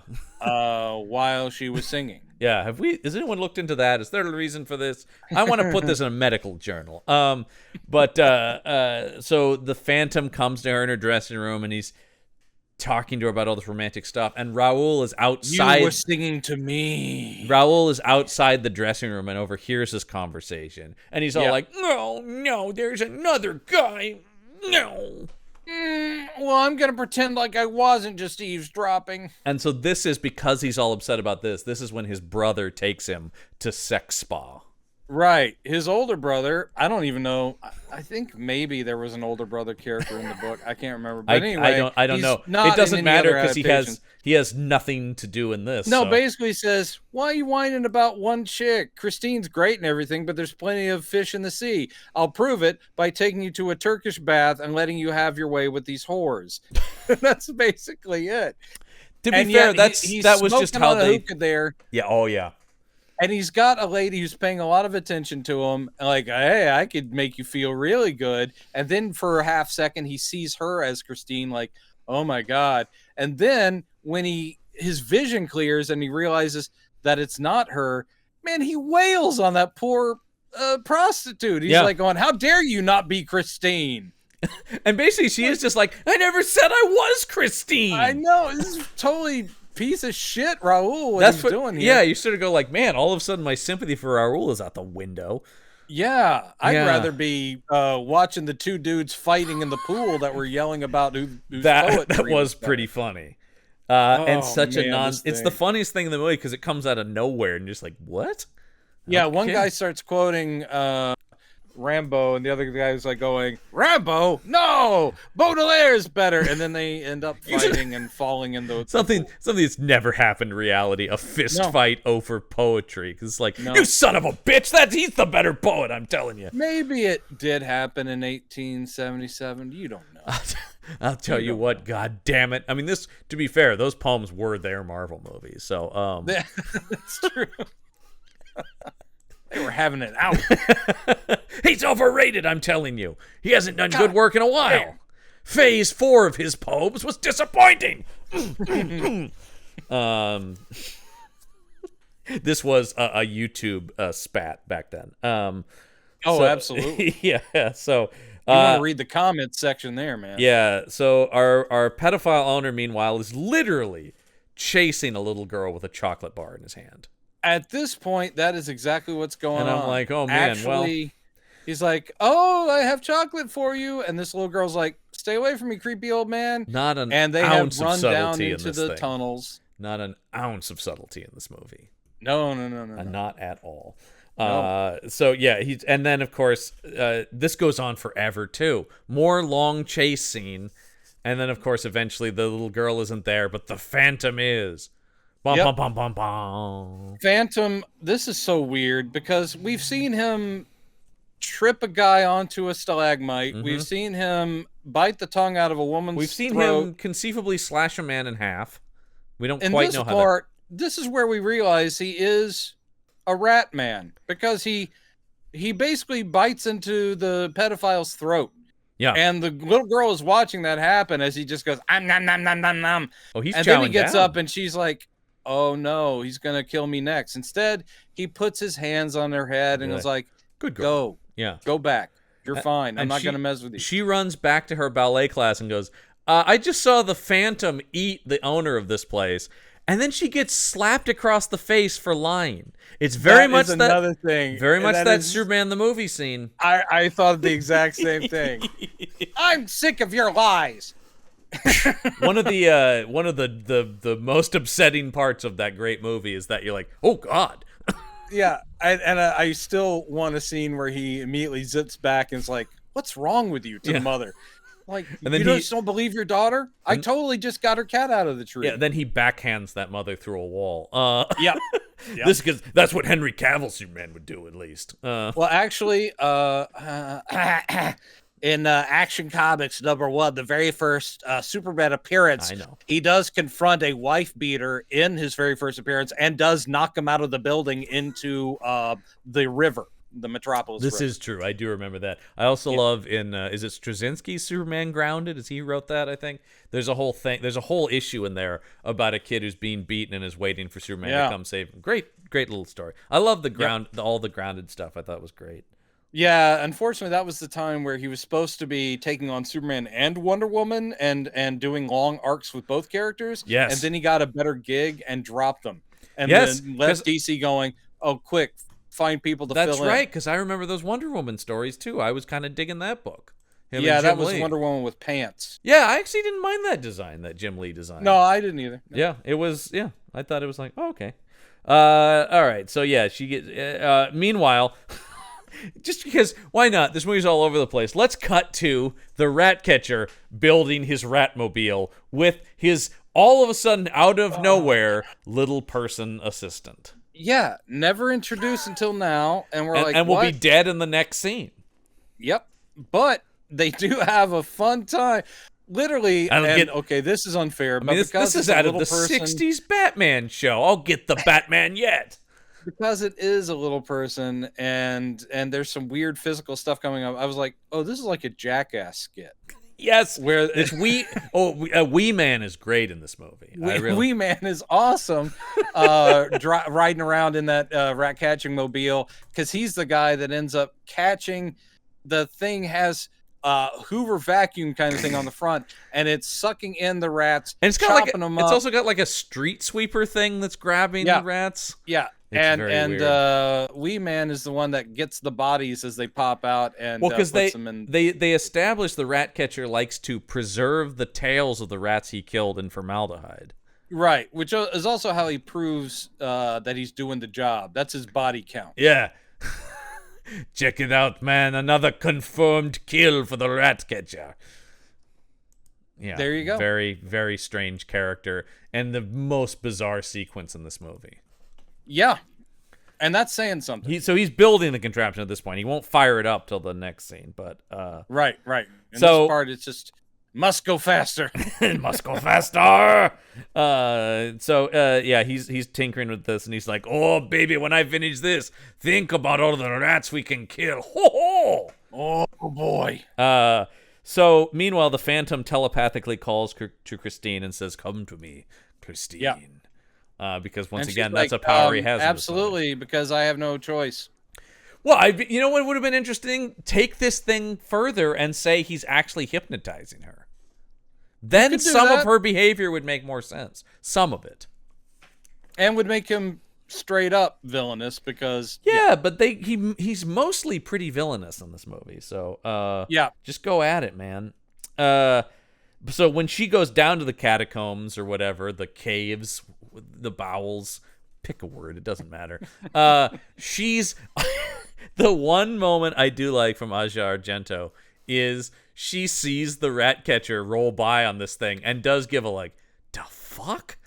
Yeah. The hell is that? I can't even. I'm having a telepathic conversation with a guy who lives on the opera, but even I find this weird. Yeah. And they are cruising around, and these guys aren't even done in by the Phantom. They just hit a rock.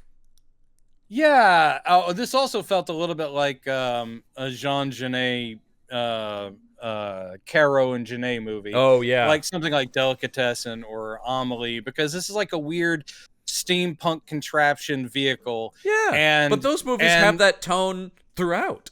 Yep, and he's sucking up rats, killing them, and it's all going so well, except for, I guess he didn't think about, maybe I won't always be going on smooth, paved cave rock, because he hits a rock, and the whole vehicle tips over. He hits the rocks hard and gets, we think, killed, but he's not dead yet. He gets launched straight off of this thing, right? Right, and Wee Man falls, and he's okay for a bit. But one of the blades from the rat catcher machine has shot off the thing, embedded a little bit in the sky so it can balance and then decapitate him. Yeah, because then it falls and he looks up to see it coming right at him and he goes, ah! I mean, this is literally like a cartoon movie moment with the thing falling, and then his head gets sliced completely off. His kappa and you're like, oh, is Dario detated. Argento again. Yeah, his kappa is indeed dictated, in the words of Michael Scott. Yes. But yeah, it was just like, okay. Once again, that's the thing with the gore in this movie. It is just like, okay, guy got his head cut off. I'm not watching it like I do other better horror movies where it's like, oh, it's more just like, yeah, all right, yeah, that's weird. It's a fine decapitation. Technically, it's just what? You do need to connect or buy into this world more. In other words, we don't care about these characters because they're all so Well, as we poorly mentioned, defined. this assistant character we just met. Yeah, so you're not sitting there going, "Oh God, look how they did him wrong." This guy gets his head chopped off in about the same time. I'm starting to go like, where'd he come from? He's dead. Yep. So it's just, no, if only that the hour of the film, it was all about The this rat character. catcher needs to get his final due, so I'm glad he survives here. So he's all bloody and unconscious, but alive. So let's see. They crash into rock, the falling blade. All right, now we get to actually what people are looking for in a Phantom of the Opera movie. Christine finds the Phantom in his lair, playing the organ, and I'm going, okay, now he's doing... I'm not saying this is good, but I'm going, he's doing the stuff now. Now he's defaulting to the standard. But I thought this was a dick move on the Phantom's part. In every version of the story, pretty much, the Phantom comes to her and says, "It's time. I need to train you. Come with me into my lair." And he takes her down. He pilots the boat. In this version, he hypnotically says, "Come find me." And she goes, "Okay." I thought it was a real dick move. She has to find her way down there. Then she is the one piloting the boat. Like, where am I going? I've never been here before. And then she shows up and he turns around like, about time. Sing my angel of music.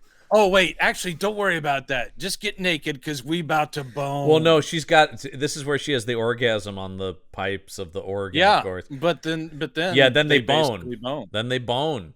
And I will say, I mean, turnabout is fair play. There's a lot of naked Julian Sands here, too. Sure. So, and man, I don't know, man. I'm not a prude, but, like, it's also just not fun to watch people, like, hump in a movie. You know what I mean? are so prudish. But you know what I mean? We're just sort of like, I often find, this is one of the reasons I'm drawn to a lot of older films, too, with their sensuality, is sort of like, once people are just, like, boning... it's not hot anymore. I think I like the trend. We've talked about this in like modern TV, which is flatly portraying sex, not trying to go look at how hot this is, but you're just like, oh yeah, it's just the camera sort of locked off as people go at it. But here, when you're doing this kind of stuff, I hate this stuff. It's not quite as gauzy as The Hunger, but it's in that same vein where we're doing dissolves and stuff and the music, and I'm just like, oh, just end already. It's also, I think, sensuality and eroticism and boning. I mean, there have been movies that will go ahead and show you lots of stuff. Yeah. And when it works, it's because there's been some build. We often talk about Body Heat because I think Body Heat is one of the great erotic films. And, like, it really works because that screenplay is fantastic. Yeah, and it's also built to it. The characters, a heat has built, and also heat is built. It's inherent to the plot. It's a movie about sexuality too, right? Yeah, like, and you buy it. You know, it's it has a place. And here it is perfunctory. I'm not sitting like when movies like this. I am sitting there and thinking, man, these actors are naked on a set. When I'm watching something like Body Heat, I'm invested in the plot. I'm not sitting there going, well, this must have been weird that they were naked, huh? Right, exactly. I'm not thinking about it because it's just happening. I think that's always the thing to me. Is like, as soon as I'm consciously aware of, like, well, now I feel kind of embarrassed for them a little bit. Well, of course, if in your brain you're also sitting there going like, oh, her dad. Well, that's not going to help. And if I recall, the Dracula movie has even more nudity in it, like more just like. Yeah, I think so. Yeah, like I mean, has more just incidental nudity, and he's got her as Lucy in that, so. She's got the sexy role in it. Yep. Of course. Although I guess in that one, it's better, as we talked about, if innocence is not something she should play, then Lucy is the better part for her. Though I will say, by the time they get around to it, Aja is already aged out of. Yes. Still a very attractive woman, but she is definitely not the 19-year-old that Lucy Westenra is supposed to be. I do agree with that. That was just him going like, I gotta get her in here, man.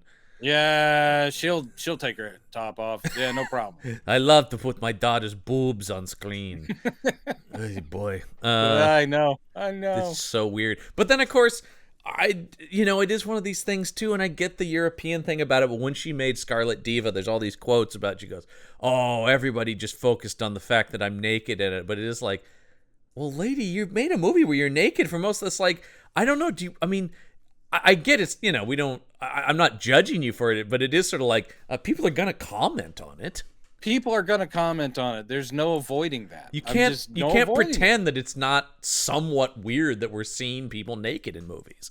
We don't have to linger on it, but it is sort of a thing where you go like, and that's, I respect actors who go like, hey, yeah, I know, weird, right? Like there's a lot of people who have a proper sense of humor about it, and I get that. Or go the opposite. I also get people who go, yeah, I regret doing that. That also makes sense to me. Sure, but that when makes you're just sense. like, but when you try to turn around on me and go like, how dare you bring up the fact that I took my top off in that movie? It's like, well, that's not something I'm used to people doing. How dare you have a problem with the fact that at some point in that film I put clothes on? Mm-hmm. I mean, it also it's not even a gender thing, because I still can't believe I've seen Jason Segel's penis. Like, that's weird. It's very funny. You say that, and yet it is your phone background. Well, it's a very impressive penis. It's nothing sexual. I just think he should be very proud. All right, back to the plot. Such as Back to the plot? Okay. Phantom and Different movie, Christine then. bone. They what bone. happens next? Well, this is one of a couple scenes that they bone. And Yeah, they do. Yeah. The next one is uncomfortably so non-consensual until it becomes consensual. yeah, which is always great in movies. Nothing problematic about that. As I wrote here, they bed down, and then as they're in the afterglow, he starts telling his backstory, and it still doesn't make sense. But he starts talking about, like, the rats were the ones that found me, and the thing, and I'm just going like, and it's like, we became a family, and they are my friends. And then he said, I'm gonna play this city like a hop from hell. Yes. Yeah, which I thought. Then the weird subplot where he runs for mayor, I might, you know what, come to think, I may have just switched over to Batman Returns about halfway through. Yeah. Actually, I kept waiting to hear Michael Jackson's Ben. Yes. I will say, what I was waiting for, actually, is the army of rats to attack the opera. How did he not do that? We don't get an army of rats. How, which, though? It's not in Phantom at all, but if you're going to make him the leader of a gang of rats... the whole movie, I'm going, obviously, that's third act. And I kept expecting him to cook her an amazing meal with one of the rats on his head, telling him what to do. Also, just do all the rat stuff. Do all the rat stuff. All the best rat movies, folks. He should be training 4 young turtles how to do martial arts. Obviously, pop culture's greatest rat. Yeah. So anyway, he's got a sad story. And meanwhile, Raoul is up top at the opera going, hey, where's Christine? And her handmaid's just like, I don't know. This scene I thought was so dumb. He goes, where's Christine? I haven't seen her in hours. I can't find her anywhere. And she goes, she's probably training to sing. Goes, oh, yeah, that makes sense. Just tell her I stopped by. Oh, what a scene. That's not a scene. Nothing happened. Nope. You can't put that in a movie. You apparently can. There are times when I go, Dario Argento, I know you've made good films. I know you know how a movie should function. How can you look at that and go, yeah, keep that in the film? Jesus Christ. I just don't know how. I mean, I understand movies are hard. Nobody sets out to make a bad movie. But there are some times when I'm going like, you guys, come on. I know. It's just, I just don't know. People should see that. All right. So anyway, she's, this is the thing that I don't fully follow. Once again, the time of this movie, because they're performing Faust at the beginning, right? Not at the beginning. I think the first one's Romeo and Juliet. No, it's Faust, and then it's Romeo and Juliet. Oh, okay. That's the thing. But that's the thing, is I can't tell how much time is passing that we've changed what opera we're doing. Yeah, that's true. The thing. Because now when he's going, because Christine is down in the Phantom's lair, and he's going, "You will perform tonight. You will play Juliet." And she's And I'm like, going, how's that going to happen? and that's where I'm going, weren't they Carlotta doing has the gig. But that's where I'm going, weren't they just doing Faust? How much time has passed? Yeah, we don't know. No, that's the thing though. It's just weird. I don't know why they couldn't just been doing Romeo and Juliet the whole time. But you got to get this is found. where he confronts Carlotta and tells her he's going to chop off her boobs. Well, because I do like he just goes, "Oh, I've got something planned for tonight. Believe you me."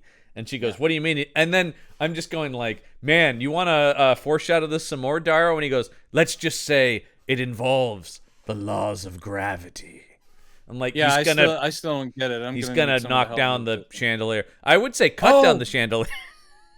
I would say cut down the chandelier, but he knocks it down with a sledgehammer. Man, even something as iconic and supposedly simple as that scene becomes, where is he?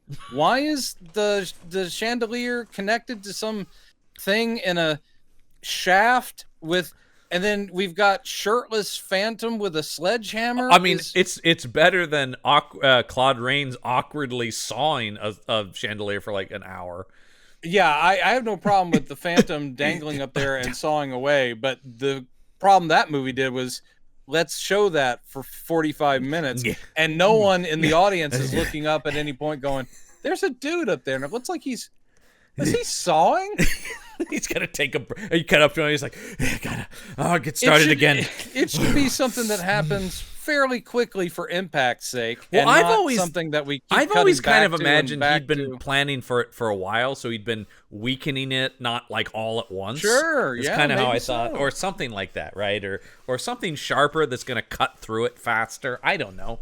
Pick a lane. This is weird. I do one of the things I do like, and it's a very isolated thing. Because of Argento's gore, it is one of the better people being crushed by the thing. Usually, I think the Universal one we were pissed at because no one actually died in the chandelier fall. Yeah, which that was weird.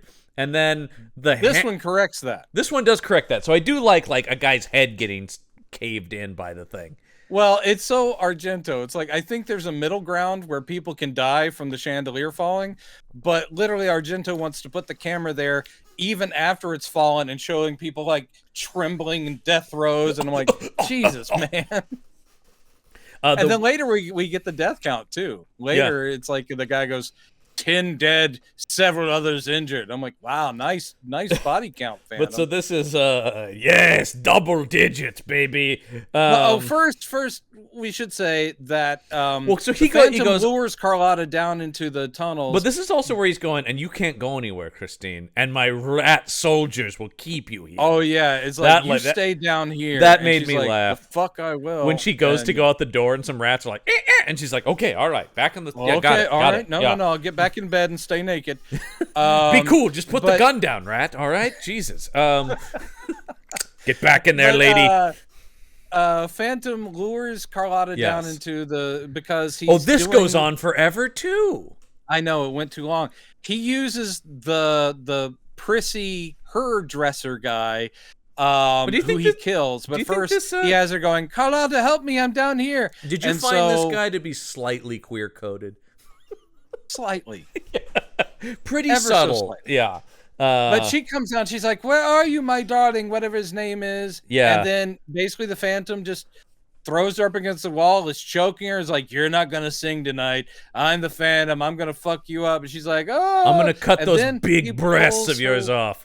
Which I just thought, Argento, come on, man. Also, I thought that was a Chekhov's threat. Like, in other words, I was sitting there going, when she dies, because usually in Phantom stories, when he says, I'm going to do a thing, he ends up doing it. Also, I can't believe Argento would threaten to cut someone's breasts off and then not do it. Yeah, I'm not saying I was waiting for it, but I was sitting there like, when she died. Yeah, that's like, what this guy would do, man. She died with her boobs on. She died with her boobs on. I think, was that Errol Flynn?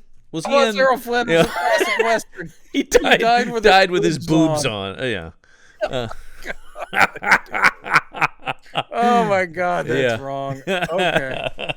All right. Yeah. So, and he scratches one of her breasts. I mean, I did just think, this is where I'm going like, all right, now this is just gross, man. I feel bad for all involved here. You know, like I said, once again, I'm not here to be pearl clutching, but I am just going like, come on, man. This is come on, man. Yeah, Exactly. it is just like, you're just being gross. And now. yet, when she comes back, she's completely traumatized. But then she's like, "Nope, I'm going on." Yeah, it seems like this guy just threatened to cut your breasts off, then scratched one to be like, "I'm for real," and then you're just like, also "Fuck told it." her a huge, terrible thing is going to happen, not just to your boobs, but to a lot of people. And she does pass this on to the owners. Like, he said something horrible was going to happen to the whole place, but listen, I'm going on. They're like, "All right, Carlotta, Just don't let anything happen to those big, beautiful breasts. She does go on, and guess what happens? And he's like, "Well, I fucking warned you." And he's up there with his sledgehammer. Yep, and pounding away. This I also thought too. You talk about how is no one noticing a guy sawing? How is no one noticing a guy just letting loose with a sledgehammer? Yeah, you would imagine, because it's not once or twice. It seems to go on for like 20 minutes. So you would hear even through the walls like bang, bang, bang. And I still didn't even understand why the connection between what he's doing. No, it made to no the sense. Chandelier. Here's what I took it to be. I think, though it doesn't make any sense because it would, but like the chandelier is on a chain that's like cemented into something, so he's bashing it out of the cement where it's like, but I don't think that would actually make it fall. It couldn't. You wouldn't build a thing like that. Yeah. It's almost like it's just Argento going like, no, we've seen people cut this thing before. I'm gonna go a different way. It's also possible that this was a practical thing because they are shooting in an actual opera house, and then they're like, you can't actually have someone dangling from that very expensive chandelier, because when the chandelier falls, it is a mock-up. Sure. And I think it's also possibly CG a little. There is some random CG in the movie. We'll talk about the horrible CGI fly later in the movie. What do you mean horrible? I thought it was fucking awesome. It's like this fly is right here. It's real. It's in my living room. No, this one's not yet. He's not in 3D yet. We'll get to him later in 3D. Ooh. And I do remember a lot of shameless 3D shit in it too. Yeah. Believe it or not, and more than just a lot of Rutger Hauer leaping out at the audience. Poor Rutger Hauer, man. Late career Rutger Hauer is kind of sad. It's unfortunate for a guy who I love. All right. So let's see here. She defines Phantom. Yeah, it crashed down. People are killed. And then, talk about this is a CG thing. Is Carlotta running from the pillar falling behind her? That's on a green screen. And she's clearly running in place like, yes, she is. That is so bad. That looked terrible. And then it hits her in the head, and I think she dies? Yeah, I think that piles her head in. But it's so weird. She's not seen again. How does he resist the urge to show that? I mean, like, it's so weird that Argento's like, dude, if you're going to go gore fest, go all in, man. To the point where I don't actually know what happened to her. And even she though must have there's died, this, right? There's been this tragedy, even though it seems like the next night people are willing to come back and watch. And also the place is just repaired. Yeah. That also made no sense to me. It's like, well, you got to clear this thing out of there, get the corpses out of there. I was wondering how the light. I mean, I'm like, okay, they lost their main source of light, that chandelier. So how is this place as well lit? We brought in some LEDs. Roll them in. It's I don't get it. Does anyone have a camping lantern or something we could bring with us? So that happens. No, wait, I wrote this down. Carlotta is alive because he does a bit where she sits up and coughs out dust. Oh shit, you're absolutely and it's right. embarrassing. It's CGI dust. Yeah, it's CGI dust, and if that and is it's like the punchline to the scene. And it's I don't understand. No one understands. And also, it robs the movie of horror. Pretty much, she should die. Yeah. Like, I agree with you thing about whether or not he actually is going to cut her breasts off. He should kill her based on this is a guy who means what he says. That was so weird. I had forgotten that until I see it here in my notes. Yeah. And coughs out dust. Yeah, and it looks bad. The dust does not like interact with the air as it should. Oh my god. Yeah, oh god damn it, this movie. Keep going. Yeah, keep going. Well, we're getting down to it here. So, he's killed all these people. This is bad news. But the Phantom goes, "Well, I've done it, Christine. We're all good now. You're gonna do it." And she goes, "Hey, I didn't ask for this. I don't fucking want to be in the show if it means you had to murder people." And then he's like, "Yeah, you're gonna do that. And also, right now we gonna fuck." Yeah, this is the second time they screw, and this time she's like, no, and he's like, "No, we're doing it." And it's one of those horrible things where she resists, and then she's totally into it, which is always a terrible look. It's always a terrible look. I'm just going, once again, at this point, just commit to him being a bad guy if you want to do this, and have him rape her. I mean, really, like at that point, he's already a murderer. Let's go full bore, or don't do this at all. These are your options. The things that with, when you're changing source material, if you want to change the Phantom's entire reason for being, you need to make it really well done, really well stated, and make it make sense. In this case, his only motivation is to get her. Yes. And that's not what the story is. It's I mean, he loves her, but in a very he's got no worshipful beef way. And he's got no beef with the opera really in this, beyond he's just kind of being shitty. That's the thing. Is like in every other version. In fact, sometimes I think some of our criticisms have been they've gone too out of their way in some of the other versions to like give him legitimate like rage towards the theater in some way. Right? Sure. I always think it should be, music is his primary focus, and he sees her as the best instrument he could ever have. He's been rejected by society, right? Like that's yeah. But he loves her, and he loves her talent. It's not just this obsessive possession. It is like I will mold you into this thing because I believe in you, and you can then get my work to the world. Well, that's not how this is working. He just wants to bone all day, all night. Doesn't want her to leave because we it does go also. Like, hey, I made you the star of this thing, so you'll fuck me. Yep, stick around. We're gonna bone. Yeah, and as this is happening, cut to our rat catcher friend who's doing a little peep in here, and it's like, oh yeah, that's right. He sees them having sex, and he's like, I know where he lives, and I know what he's up to. He's doing Christine. Because this is in this brilliantly constructed screenplay. This is how everything will come back around. Yeah, obviously, he's laying all the seeds. We get a scene of the opera, Romeo and Juliet. She's singing it now. And once again, Raoul's I want the audience is like, I want it restated so people know just how bad the lip syncing is. It's really bad. The voice, really bad. You don't need to convince me that Dario Argento is like an amazing singer, but the voice should be somewhat close to what I would imagine her. It's so far off. Yeah, and also she should look like the voice is coming out of her. Yeah, she's doing some very over the top. And this is the thing where obviously this dubbing is the same no matter what. I can't blame this on the German dub.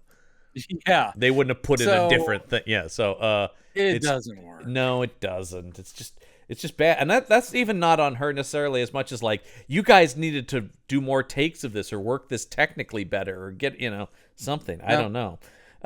Or hire somebody who, I mean, I will say that is one of the things when we get to the Schumacher movie, Emmy Rossum is actually an opera trained singer.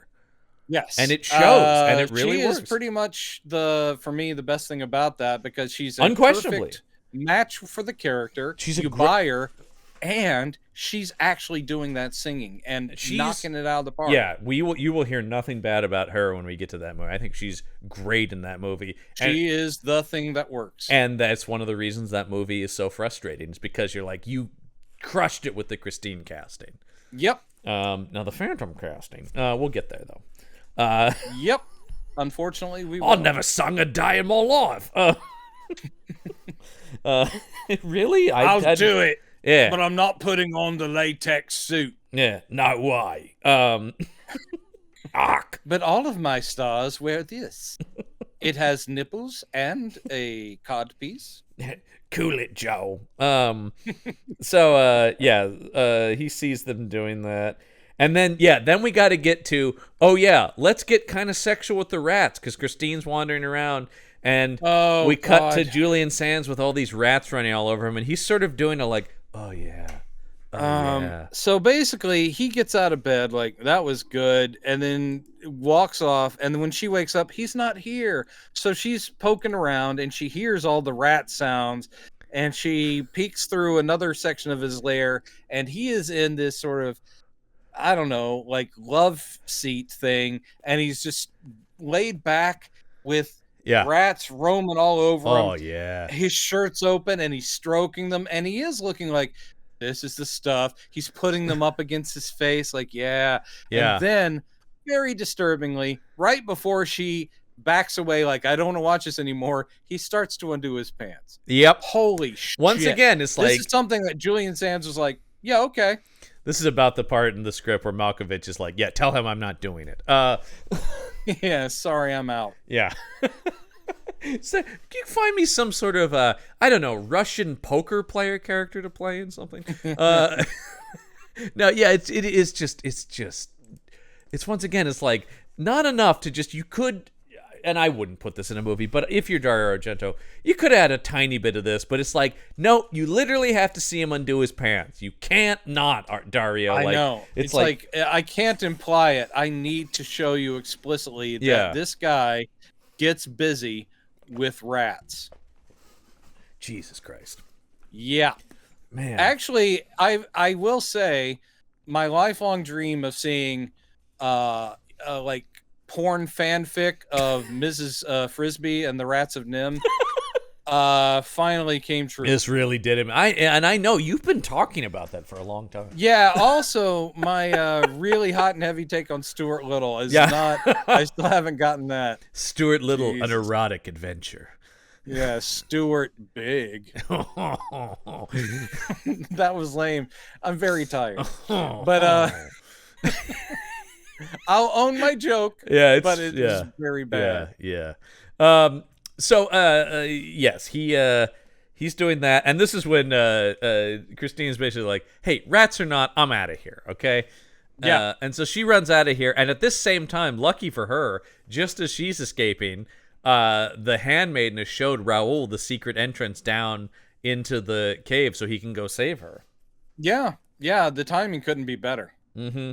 And she's like, Raoul, take me out of this place. What I can't figure out is why he goes, yes, and then takes her the exact opposite, which like, we were under the opera, so now we're going to run up to the roof. Yeah, I don't know. I don't follow that. But it's almost so we can have some of the worst dialogue in this movie. And I will say, a lot of the reviews of this at the time really hammered on the dialogue, as they should. I wonder why. It's pretty bad. And he's just going, she's like... This is where she does the whole thing about... I know that he is darkness and evil, but I have darkness inside me. But you are my light. And I look to you for light. Yeah, because there's all this dialogue about like, and together our love shall defeat him. Yeah, and you're like, what? You've had maybe a scene with this guy before, 2 scenes, in which you've shown basically no interest. Yeah, if anything, but now he is the great love of your life who will take you out of darkness. Every scene between them has been like, yeah, listen, you know. So I just don't. Yeah, I like you. No, I like you. Yeah, you're a nice guy. Like as a friend, I see you as a brother. You literally saw. You literally said he's like your brother. So what the fuck, lady? I mean, well, at this point, she's desperate for anyone who will get her away from her rat fucking except boyfriend. She'll turn hard on that. So then we cut to somehow the Phantom's gotten up on the roof now because he's overhearing this. So we cut to Julian Sands, who's on the other side of the roof, crying because he's hearing this, and he's like, "Oh no, why? Wow, damn." And why doesn't she love me the way I love small rodents? She'll never understand. She just, it's like everything, losing her to another rocker. Damn, I need to pick up it's enough with the organ. It's time to pick up the guitar. Chicks dig guitarists. Dig guitar. I understand now. I would love it if that was the lesson the Phantom learned here. Yeah. Now listen to this. He's created the world's first electric guitar. Now listen to this sick lick. Now, if you want to go see that, just go fucking watch Phantom of the Paradise, which it's a loose adaptation, but I would say that is actually my favorite Phantom movie in general. I would watch that any day of the week. I love Phantom of the Paradise. It is a goofball. It is a That's goofball. a thing where it's so weird. It's so over the top. It is what it is. It so owns its identity. Yeah, it's entertainingly done. Oh God, I don't have any problem with it. And actually, I was going to say, like, well, because you have De Palma, but it's like, well, this has Argento, who is a good director. I think De Palma's a better That's young director. De Palma, and he's obviously feeling and De no Palma. pain. Similarly, De Palma has run out of steam too. I can't say I've enjoyed the last probably I think 20 years of De Palma's films. The powers fade. They do. It's a shame because, like, young De Palma is one of my all-time favorite filmmakers. Sure. I think that guy's a master. I mean, for a while, he was the new Hitchcock. There's no question. But quite literally. Well, yeah, I think about the time he started to say he was the new Hitchcock is where trouble began. It's like, let us compare you to it. Don't you say it. It was like M. Night letting everyone know he was the new Spielberg. Oh, fucking M. Night. I will not, man. I will not see this fucking thing he's got out now. Oh, okay. All right. Jesus. Yeah, I'm sorry. And I don't care what the blank check guys say. But you love Bautista. I do. Actually, that is the thing that would make me consider watching it at some point. Is I hate Shyamalan, but Bautista I'll watch in almost anything. I love that guy. Yeah, I love that man's bullet head. He's so good, though. He's such a good actor. He is. So Christine, still, after all this, after everything's happened in the theater, they're still doing the show. Christine is still ready to go on. We're just going to go out there and do the show. So she's performing when I'm like, okay, is the Phantom going to strike? Nope. Ratcatcher busts out. He stumbled. I started laughing. He stumbles up from backstage. He's covered in blood and dirt. Yeah, originally he was grimy. Now he is literally like coated in sticky blood and grime. He comes out on stage and basically slut shames Christine. He comes he's like out going, and he's like, you fucking shut up. You like her singing and shit, but you don't know she's the Phantom's whore, he actually says. I totally saw her blowing the Phantom down there. It was fucked up. This lady is DTF, TP. The thing down to fuck the Phantom. The thing, I hope that's if we start anything on the show, a trend, let's start using that term. DTF, TP. Totally down to fuck the Phantom. But no, so what I love about this is that you wouldn't just like get security off. Instead, everybody's like taking his accusations with credence. Of course. This fucking nut job that's covered in blood is like, I saw her with the Phantom. And everybody's like, it's true. I bet it is. What? And then, of course, we have Raul gets up out of his seat. Yeah, he's Raul. Like, I won't let him besmirch my lady. How dare? How dare he? How dare you, sir? But also swinging in full-on Errol Flynn mode. Speaking of Errol Flynn, here comes the Phantom. Actually, it's a little Batman because he does the whole I'm using my cape actually kind of. You're right, because I actually wrote down Phantom makes Batman entrance. So yes. Yeah, because he spread the cape like it's going to somehow act as a once windbreak. again, man, it's ba-na-na-na-na. Yep. But except for if Batman was a horrible sex criminal. Yep. Without a lick of artistic talent, as far as we know. No, that's not true. He can play the organ. Yeah. But he's like okay at it. Yeah.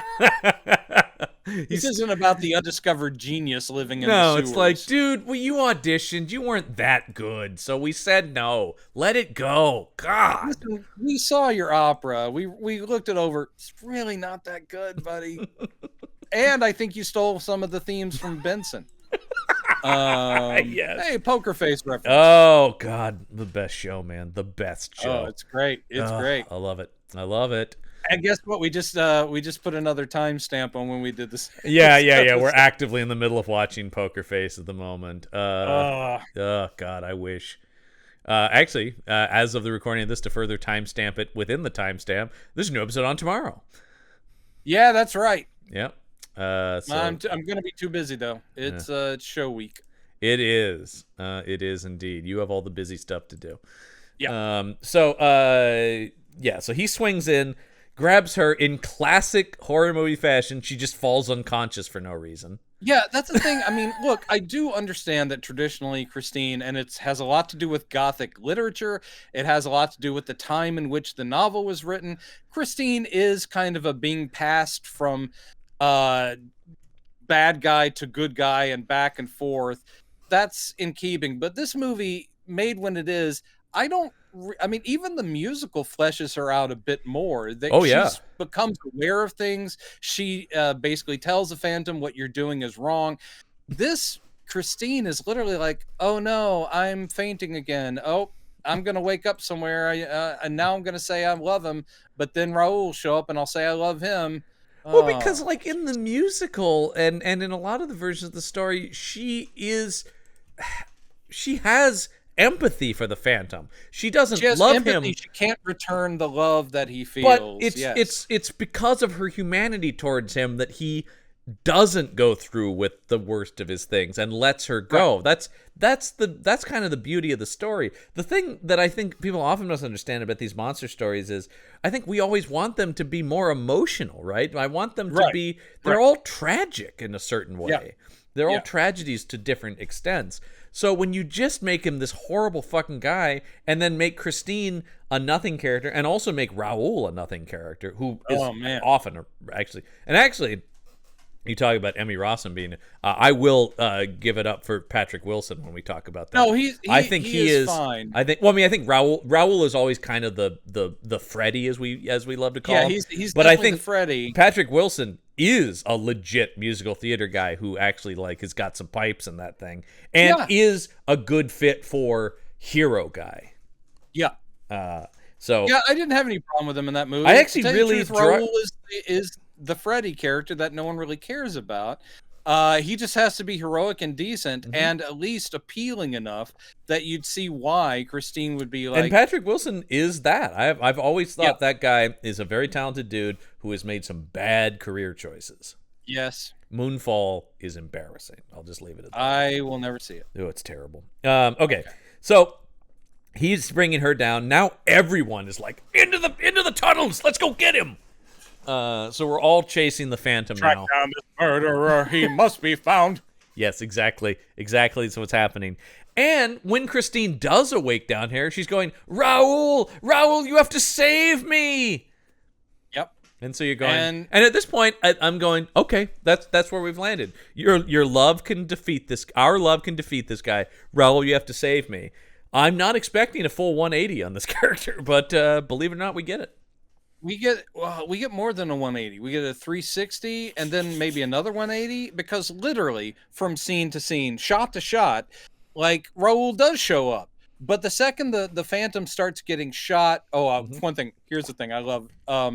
So Raoul comes down there. He's got a rifle. Oh yeah, and he's packing. Like, back away from her and leave her alone. Yeah. And the Phantom does this whole thing of like, oh yeah, takes off his cloak. And he's swaggering. He walks right up to Raoul like, yeah, what are you going to do? And then Raoul shoots him, and the Phantom's like, ow! Jesus, of all the things I thought, I never expected that. Holy shit, that hurt. In any movie where a guy's doing that, you think he's got some trick up his sleeve, or he's got like a bulletproof vest, or he is a Phantom, or anything. But him just walking up and then going like, hell. So bullets do go through flesh. Oh, shit. Yeah, it is almost just like, I never thought you'd actually pull the trigger. Jesus Christ. But the second the Phantom starts getting wounded, because within seconds, he gets shot like 3-4 more times, and then Ratcatcher's got to get in here and gut him. But every time he gets hurt, she is like, no. Yeah. My love. And you're like, you just cried out to Raoul to save you. And then Raoul gets her in a boat, and then the Phantom actually says, take her.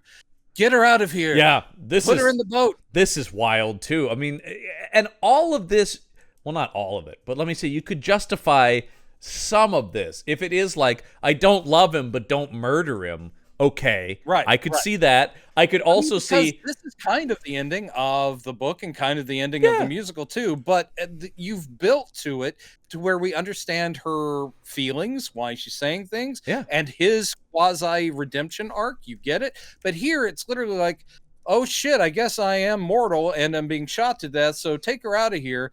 And as Raoul is trying to get her away, and the rat catcher has gutted the Phantom, who, by the way, no one's ever called Eric or anything. No. He's never gotten a name. Well, why would he? He was raised by rats.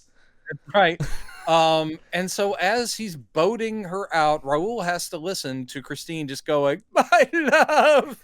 No. And then some of the guys start shooting at them in the boat, because then that leads to the Phantom. Still, he's been shot like 4 times, that's gutted with a knife. By the way, did we talk about he then pulls that knife out and guts the rat catcher right back?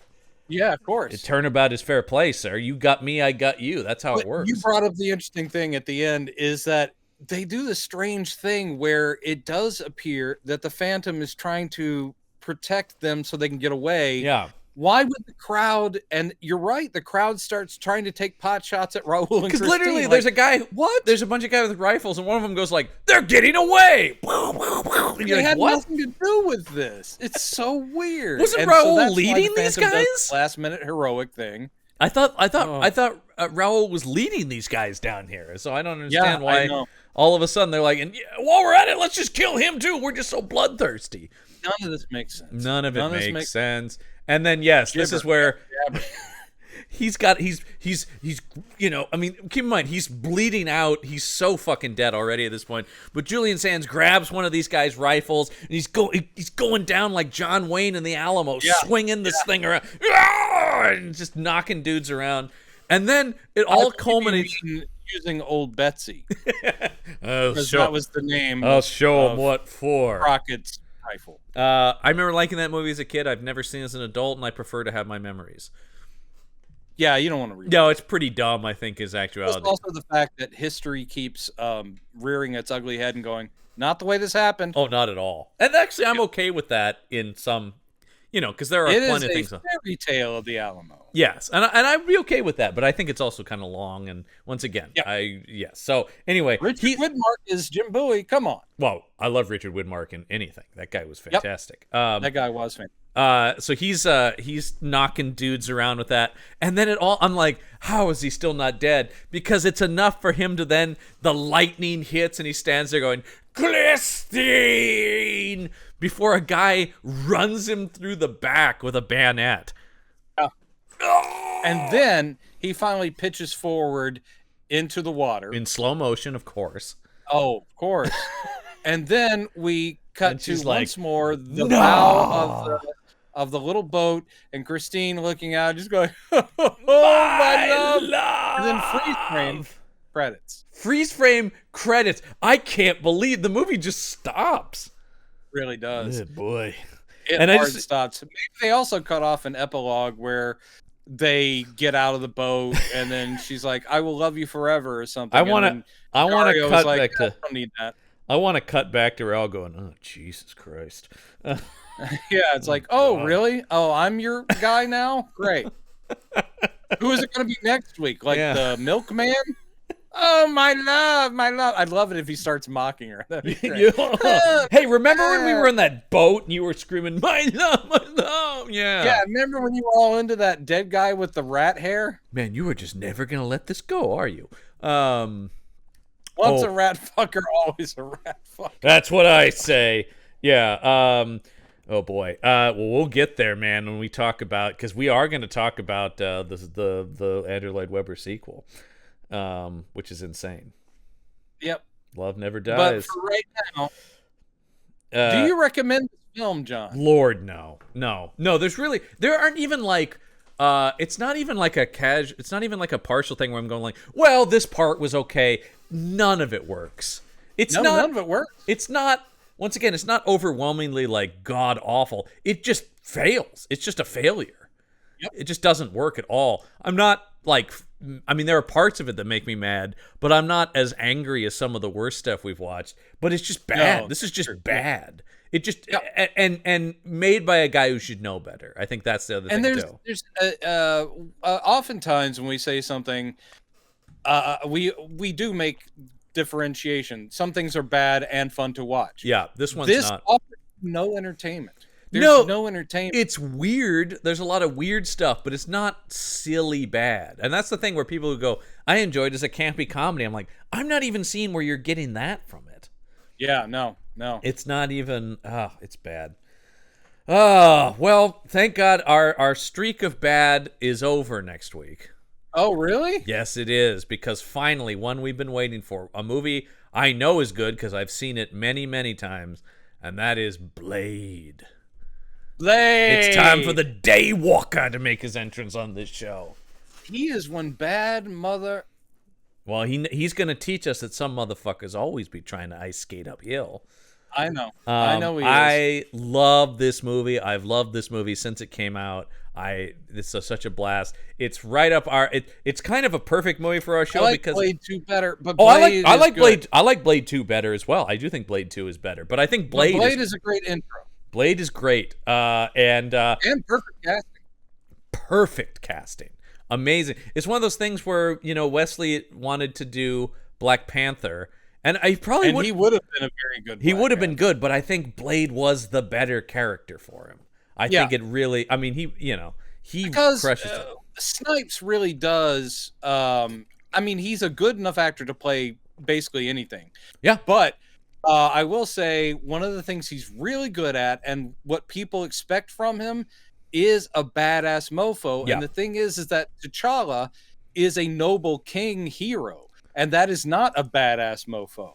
Blade is a badass mofo, so it is a better match. Well, it's the thing, and we'll wrap this up, but I'll say about the Snipes thing is, and I don't hate John Singleton's Shaft movie, but he really wanted to cast Wesley Snipes as Shaft. Yeah. And Snipes would have been better than Samuel L. Jackson. Now, I like Samuel L. Jackson in that movie. I know, that is a tough call because how can you not love Samuel But L.? You talk about being a badass mofo, and Wesley Snipes as John Shaft would have been awesome. But like I said, I still did like that John Singleton movie. I liked it for the most part. Yeah, I'm not saying it's amazing, but it's a pretty good detective thriller. Back on topic. Don't watch this movie. Don't watch this movie. Join us next week with our very special guest. The great comic book creator Ibrahim Mustafa will be with us to talk about Blade. Oh, at long last, I will meet Ibrahim after all of your talky talk. Yes. Looking forward to it. My good buddy and Blade super fan. This guy loves Blade. As I said when I talked to him, I said, "Hey, and you get to watch Blade again." He goes, "I will. I wouldn't have to, but I will." Here's the thing. I guarantee you, because he's younger than me and around your age, right? Mm-hmm. And he will not join me in wishing that Blade were in a leather coat. I don't think so. And ski goggles and having a fro. I'll just say, you seriously wish he looked like that and not the totally cool redesign? Because he looks pretty fucking cool in that movie. Does look fucking cool. I wish it had been a period piece. I wish it had been set in the 70s. Then it would totally be justified to have Blade look like the way he originally looked. We'll talk about that. We will talk about that. I was just curious. All right, we will talk about that next week. But so join us for that. That'll be a fun episode. Also a movie I already own, which is nice, so I don't have to fucking track it down forever. It's a readily available studio film. I will have to look. I don't own it, but I do love it. You don't own the Blade trilogy box set like I do? I do. Yeah, it's one of those where it's cheaper to buy the trilogy. So yeah, I've got the third. Yeah, one. I think so. I've got the third one, so which we will be talking about. So all right, I know you're supposed to watch that. So join us for that next week. But that's going to do it for this week's episode of Campbell and Jones Meet the Monsters. I'm John Campbell. I'm Brendan Jones. And remember, there are such things as monsters. Oh, no, I got nothing.